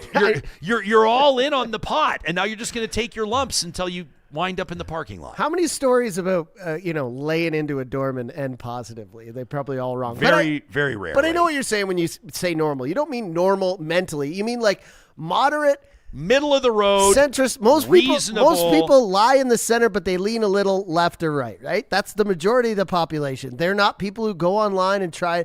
Those are the minority of people on those left or right sides, and usually on the far sides, that go online or pick fights in public. The majority of people, they just want to live peaceful lives. Yeah. They want education for their kids. They want a little money in the bank when they get too old so that they don't have to work. But they're not thinking of like a mansion or whatever when they retire. They just want, groceries for the month and their rent to be paid. They want safe streets. They want, their kids to be able to go to school and not get bullied. Like, these are normal things everyone thinks about every day. Normal, universal priorities. Just moderate people. And these same moderate people can see their leader or someone they voted for say something stupid and be like, man, I don't agree with that. Yeah. They're not someone who just is towing the line the whole time. Like, there must be people who voted for Trump who saw him say Tylenol causes autism and thought, what timeline am I living in right now? Nothing bad can happen. Only good happen. Good, bad, good happen. Like, you know what I mean? When you see your leader talking like that, you're like, something's wrong here. Yeah, Super Chat Ken says, I don't like the way that the NDP would manage the budget, but if you think that the UCP are fiscal conservatives, you need to download the budget and look closer. They are wild spenders. Dwayne says, stop giving the separation nonsense attention it doesn't deserve. By enabling it, you're supporting it. I mean, Dwayne, what do you want us to do? The UCP AGM was all about it, dude. So that's what's going on. We're talking about what's happening. Boomshanker X says, we are comfortably mixed economy. Lauren says, the separatists did not like Mummy making out with her new boyfriend. That's true. Lazarwertia says, not to say separatists don't make some valid points. They just tend to be grossly over-exaggerated. Scott says, Ryan, if you're a federalist, you have to admit that there are problems with the current system that we have. Where do you think we could improve the way Confederation works? Absolutely 100%. And I think that, like, people that say that Alberta's gotten a raw deal or that the federal government has had anti-Alberta policies or policies in past that have negatively impacted Alberta's economy, absolutely 100%. And I don't think that the current prime minister would disagree with that either. And I think that these are steps in the right direction. I know people want to look at equalization and how it works out. They want to look at how projects are built across Canada. They want to look at what collaboration looks like between the provinces and the like. And I think that there's room for improvement on all those fronts. And I'm just saying, I'm seeing early signs from this federal government, in particular with the province of Alberta. But take a look across the country. Like, there's big things happening in Manitoba, for example. There are a lot of these nation-building projects in mining, as an example. There's big things happening. And I think that that's a step in the right direction. Absolutely, Canada's not perfect. Canada's not even close to perfect. But I just believe that Alberta's better off in Canada, and I think Canada's better off with Alberta as part of it. Like, that's kind of it for me. So Ambustion says, I will continue to say my property will not be leaving Canada regardless of what these crazy people legislate. I saw somebody earlier in the chat asking a question. If Alberta were to move to an Alberta pension plan, they go, can I like opt out of that and stay with CPP? The answer is no. But your contributions up to that point with CPP would remain, and then further contributions would move into an APP, an Alberta pension plan. And I know that a lot of people are very rightfully concerned about that, myself included. Def Tiger says politicians are lying more and more, appealing to supporters, but also doing what corporations need. Unless you're a politician, do you really know? You know, say one thing, but actually do another. I mean, a tale as old as time, right? Goramut says separatists advocate separating themselves from facts. You know, there's no currency, there's no standing in the United Nations. They wouldn't see that as a bad thing, by the way. No route for trade, no international recognition, no military, no clue. I think it's absolutely hilarious to suggest, you know, people were pissed off, Jeff Rath and the rest of them pissed off that BC had any rights or that the coastal First Nations would have any say in any of this. And then they believe that the better solution would be to separate and then what? And then ram a pipeline through the country you just left. It honestly, I mean, it just deserves to be laughed out of the room. I don't know. Boom Shanker X says, I really wish the UCP could just eject the separatists, but we know how the math works. Would not be good. It'd be good for the NDP. If you're the NDP, that would be good, but it wouldn't be good for conservatives.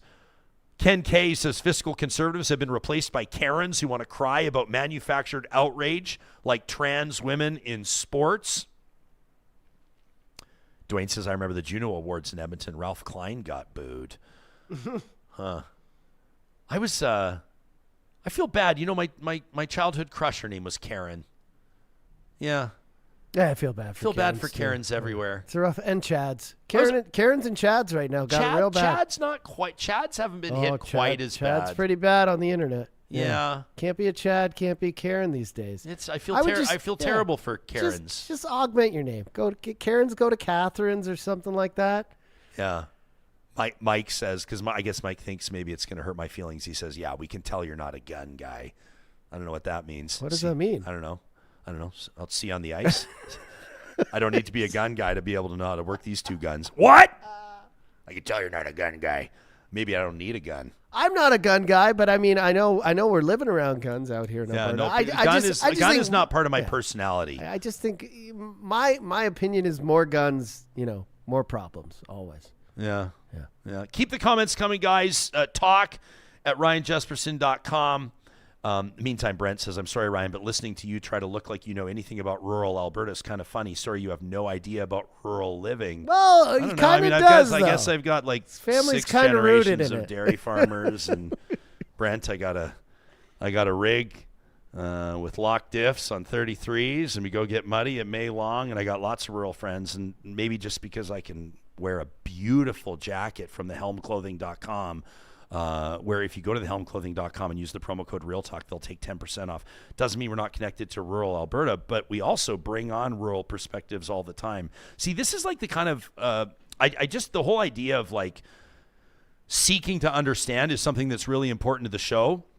And so instead of like telling me like, oh, you live in fucking downtown Edmonton, what do you know about rural Alberta? Like, send us your thoughts. Like, send us your perspective from rural Alberta. And guess what? Like, I'll read it.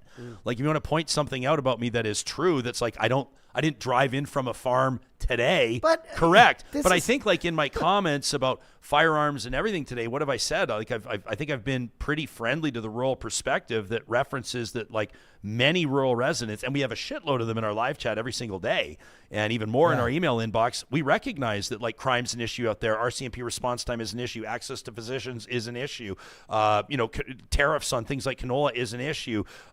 Beef prices is an issue. Like, these are all off the top of my head with zero planning. These are all things that we've talked about on the show, and we continue to reflect those perspectives. So like Brent, in so many ways, as like, I don't know how to like, we've even talked like right to repair on tractors. Like, what other talk shows talking about that? But I would say like there's things about rural living that I may not understand. You could help me understand, but like you also, Brent, respectfully probably don't know shit about the urban perspective. If this is the mud we're going to sling at each other, and if Alberta's split up, and this is how political strategists work it's like 33, 33, 33. It's like if you want to form government, you got to win Calgary and Edmonton, or you got to win Calgary and rural, or you got to win Edmonton and rural, right? Like, you got to kind of win. And, and when we take a look at sort of like the broad base of the population, or like the general perspective, and for that matter, across the country, we're going to seek to understand. So you can help us understand. If you hear a perspective that you don't hear reflected on the show and you want your fellow Real Talkers to hear it, send us an email anytime to talk@ryanjesperson.com. I'm saying that sincerely.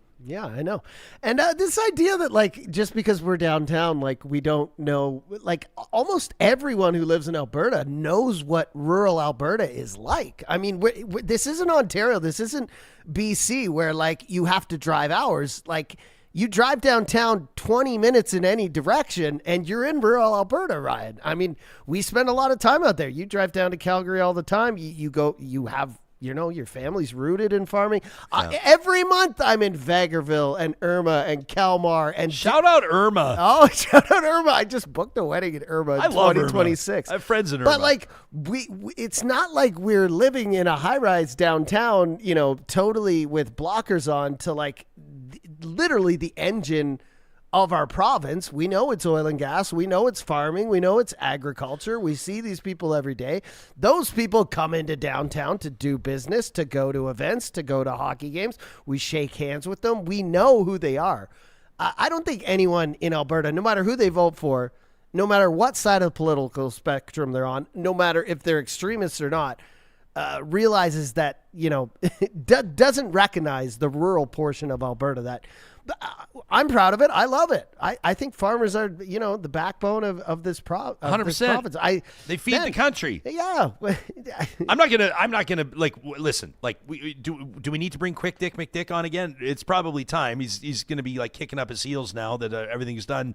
For the year. Actually, now he's on his comedy tour, I saw. But like, yeah, I'm not gonna. I don't think we need to justify that. There's, Brent says, tell me more about rural living from a couple of White Ave dwellers. Brent, tell me something about White Ave that sounds remotely smart. Brent, what I appreciate about Brent is though he hates everything I say, he's here literally every fucking morning, which is awesome. But you can let us know what you think, Brent. What's with the downtown? Let's be proud of our downtown. White Avenue south of the river. White Ave was before I ever moved to Edmonton. A smart guy who brought me out here, who wanted me to move here in the media industry and nightclub industry, put me in a hotel on White Ave. Because at that time, this was before Rogers Place and everything in the Ice District, White Ave was the pinnacle of Edmonton. It was where you went for culture and shopping, and all the best bars were there. Best 3 a.m. pizza. But I mean, someone coming from downtown Vancouver, he knew that was the spot to put me to try to entice me to come here because it was the best place to be. Now our downtown is better. if you want to say better, I just mean it's building up. There's more culture. There's better chefs, better restaurants, better spaces for entertainment. All the big concerts come here before they go anywhere else.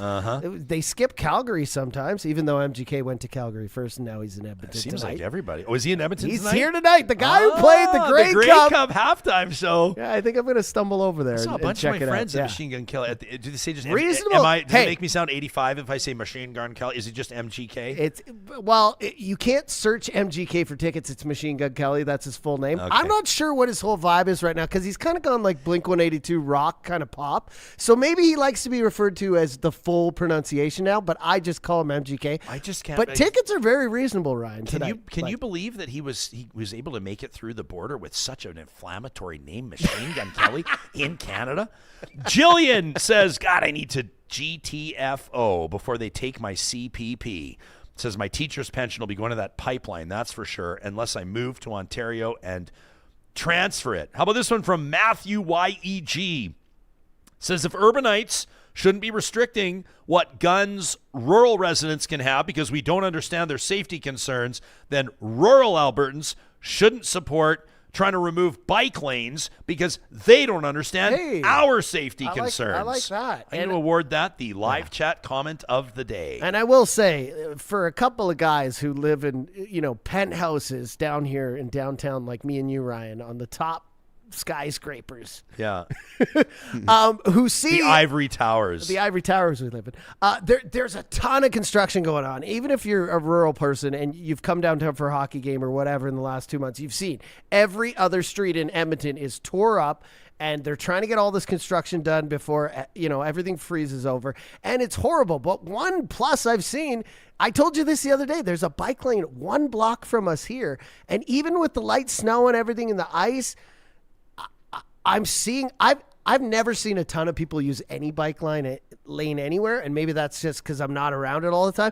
Dude, there's a ton of people who use this bike lane in the mornings when I'm coming to work. You see it now. Because you're one of these lefty hippies that walks to work, John. What do you have against cars? And why do you have a war against cars, John? Just from walking 2 blocks to work, I see it, and I see how a bike lane is keeping what I would say, I don't think bikers are annoying, but it's annoying when you're trying to walk to work and there's snow and there's someone on a bike trying to pass you. It's just, it's complimentary. It's not clogging traffic on the street, which is right, the one that goes right by Rice District, not the one directly 109th or whatever, Rogers Place, but I don't know. It's the first time I've ever seen it work, and maybe it's because it's right in Ice District.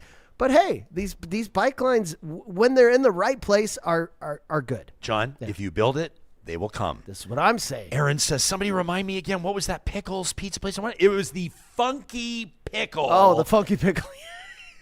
There used to be a rumor that at the Funky Pickle, they put hash on their pizza. Oh. They don't. Crouching Pickle, Hidden Hash. Crouching Pickle, Hidden Hash, which actually Shout is out to not. Ang Lee, won four Oscars for that movie. Is that was right? an incredible movie, yeah. Yeah, Funky Pickle was real. That was the real deal. And a lot of you were talking about, you just said, Aaron says, best pizza on White Ave. It was at the Funky Pickle after clearing out of the commercial. Yeah, I don't know. The commercial, so like Blues on White, obviously highly underrated bar. What about that little Chicago deep dish place that's in a little shack right off Those are the White? best ones. You guys know what I'm talking about? Those are the best ones. That's a really good pizza, too. Justin, throwing a little shade, says, I would expect tickets for MGK to be reasonable. He barely has enough fans to justify a tour. Oh, I'm not saying they all are. Like if you want floor seats, they're like $400. But I'm saying you can also get in the 200s tonight at Rogers. I think right now for like $45. So it's very reasonably priced in different areas. What I'm saying is, you're not going to pay the same that you would to see The Weeknd or Drake or, Foo Fighters or all these other people who, honestly, I love all those artists that I just said, but man, do they ever just like rape you for your wallet when they come to a certain event. So for MGK to be selling tickets for like $40, but also if you want to splurge and spend $400 and be right in his face, you can do that too. Yeah. Jill says, by the way, I apologize to everybody that's going to have just phenomenal comments from here on in. We have awarded the live chat comment of the day to Matthew YEG. Matthew, let us know if you'd rather I say Matthew Yag.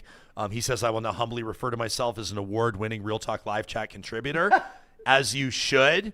But this is a pretty good one from Jill, who says, gun guys say we don't know anything about guns, but they're all experts on fetal development and gynecologists, even the virgins, which was also very good, Jill. So honorable mention to you, Jill. We'll hand you the silver medal today for the live chat commentary. Also, Steel Wheels, great pizza place. Just off White. I feel like White has all the best pizza places. Why are we doing this now? I'm starving, and we got nowhere to. Yeah, the good news is, we will soon be done and probably immediately head out to grab some pizza pie. M. Aiken's wondering, is this a 3-hour show today? She says, I have work to do. The plan was actually for this to be like a 75-minute show, but then you guys won't leave us alone. This live chat just keeps going with such great takes that we have to just keep reading them. And what do you want us to do, M.A.? We will not apologize. Don't give away the secret, because I think you just gave away a hack. There's a hack to the live chat. It's the more true. of it, if you guys stay here longer, and a lot of true. you are here, we tend to stay longer. It is true. But, and Dubious is letting us know they're at home making pizza as we speak. Homemade? Where is Cam and the pizzeria when you need him? Yeah. I did see Cam and a pizzeria in the live chat earlier, so this would be a great time. Would be a great time for Cam and a pizzeria, or for Dubious, or for anyone else to bring a pizza on by the historic Mercer Warehouse in downtown Edmonton. And Les says, and then we'll have ourselves a 4-hour show. I'll tell you what we're going to do. We're going to wrap right now the same way that we do the first episode of every single week, but this is an especially important one. Those of you that have been around the show for a while will probably remember in what was it, Johnny? It was like year 1, probably about 18 months in. Our friends at Kuby Renewable Energy gave us an opportunity to hand out, to award a full solar system installation to one lucky winner, to one lucky recipient. And we opened up that contest to you, Real Talkers. And we invited you to nominate yourself or an organization, an individual that you cared about, somebody that could really use a break on their energy costs, or somebody that was really passionate, really had strong conviction about going green, about, sort of living a more sustainable lifestyle. And we received hundreds and hundreds and hundreds of entries. But there was one in particular that jumped out above all the others. And then, of course, so we awarded that. We announced the winner of that contest. And then, of course, the work starts to happen, right? The permitting and the install and everything else. And our friends at Kuby, now looking back, we wanted to see what those energy savings look like. We wanted to see the impact that this prize, that this Kuby install was having at the Winnifred Stewart Society. They were ultimately the winners of that incredible contest that mobilized so many of you. There were like hundreds of heartwarming entries of interest, of note. Very few of you actually nominated yourselves. That's one of the things I remember about this contest. It was like 3 years ago, you guys. And I remember so many of you were nominating nonprofits and organizations and your neighbors, people that were living in rural areas. Brent, that one's for you. People that were living in rural areas, people that wanted to live off the grid. It was a tough call. But ultimately, it was the Winnifred Stewart Society that benefited. And our friends at Solar by Kuby have put together this incredible video. We wanted to share it. This is a perfect fit as a positive reflection. Check it out. We're here at Winnifred Stewart to highlight a solar install our team did a few years ago and to share some of the amazing work they do supporting our community. It's been an honor to partner with them on this project and help power their mission with clean energy.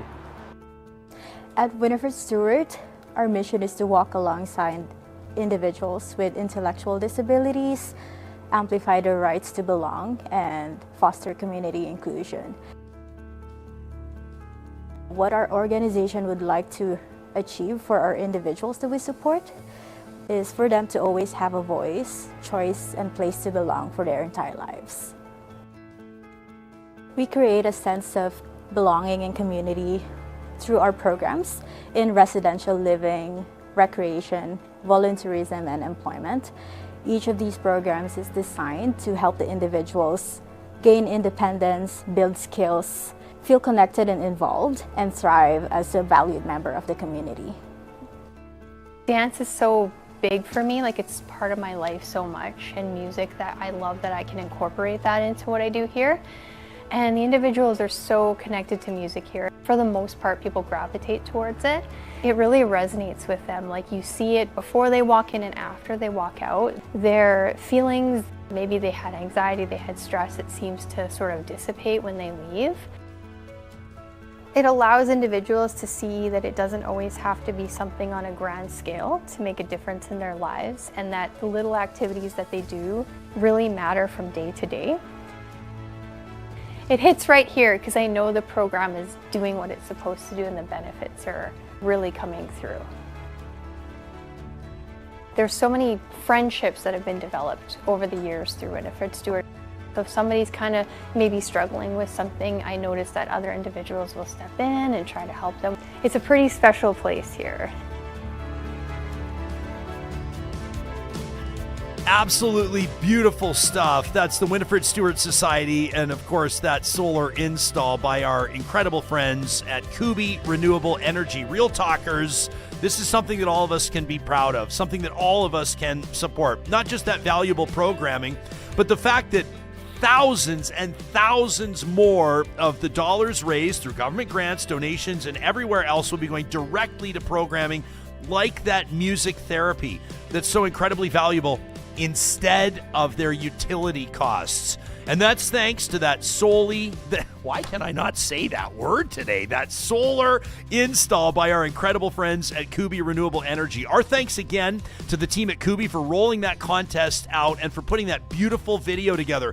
Thank you to the incredible volunteers and staff at the Winnifred Stewart Society and other nonprofits that are providing such integral programming to some of society's more vulnerable citizens. Solar is a great way to keep more money in your pocket. Whether you're an individual or an organization, you can get a free solar quote today by checking out kuby.ca. That's Kuby.ca.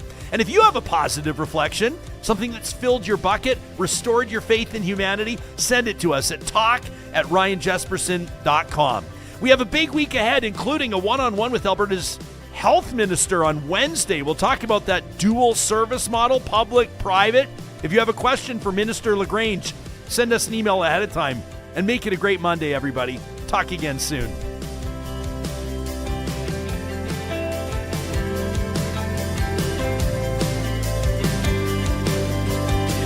Real Talk is hosted by Ryan Jesperson, executive producer Josh Dunford, technical producer John Hicks, general manager Katie Cook-Chivers, account coordinator Lawrence Derlego, human resources Lena Shepard, website design Mike Johnston, voiceover by me, Carrie Skelton. Real Talk.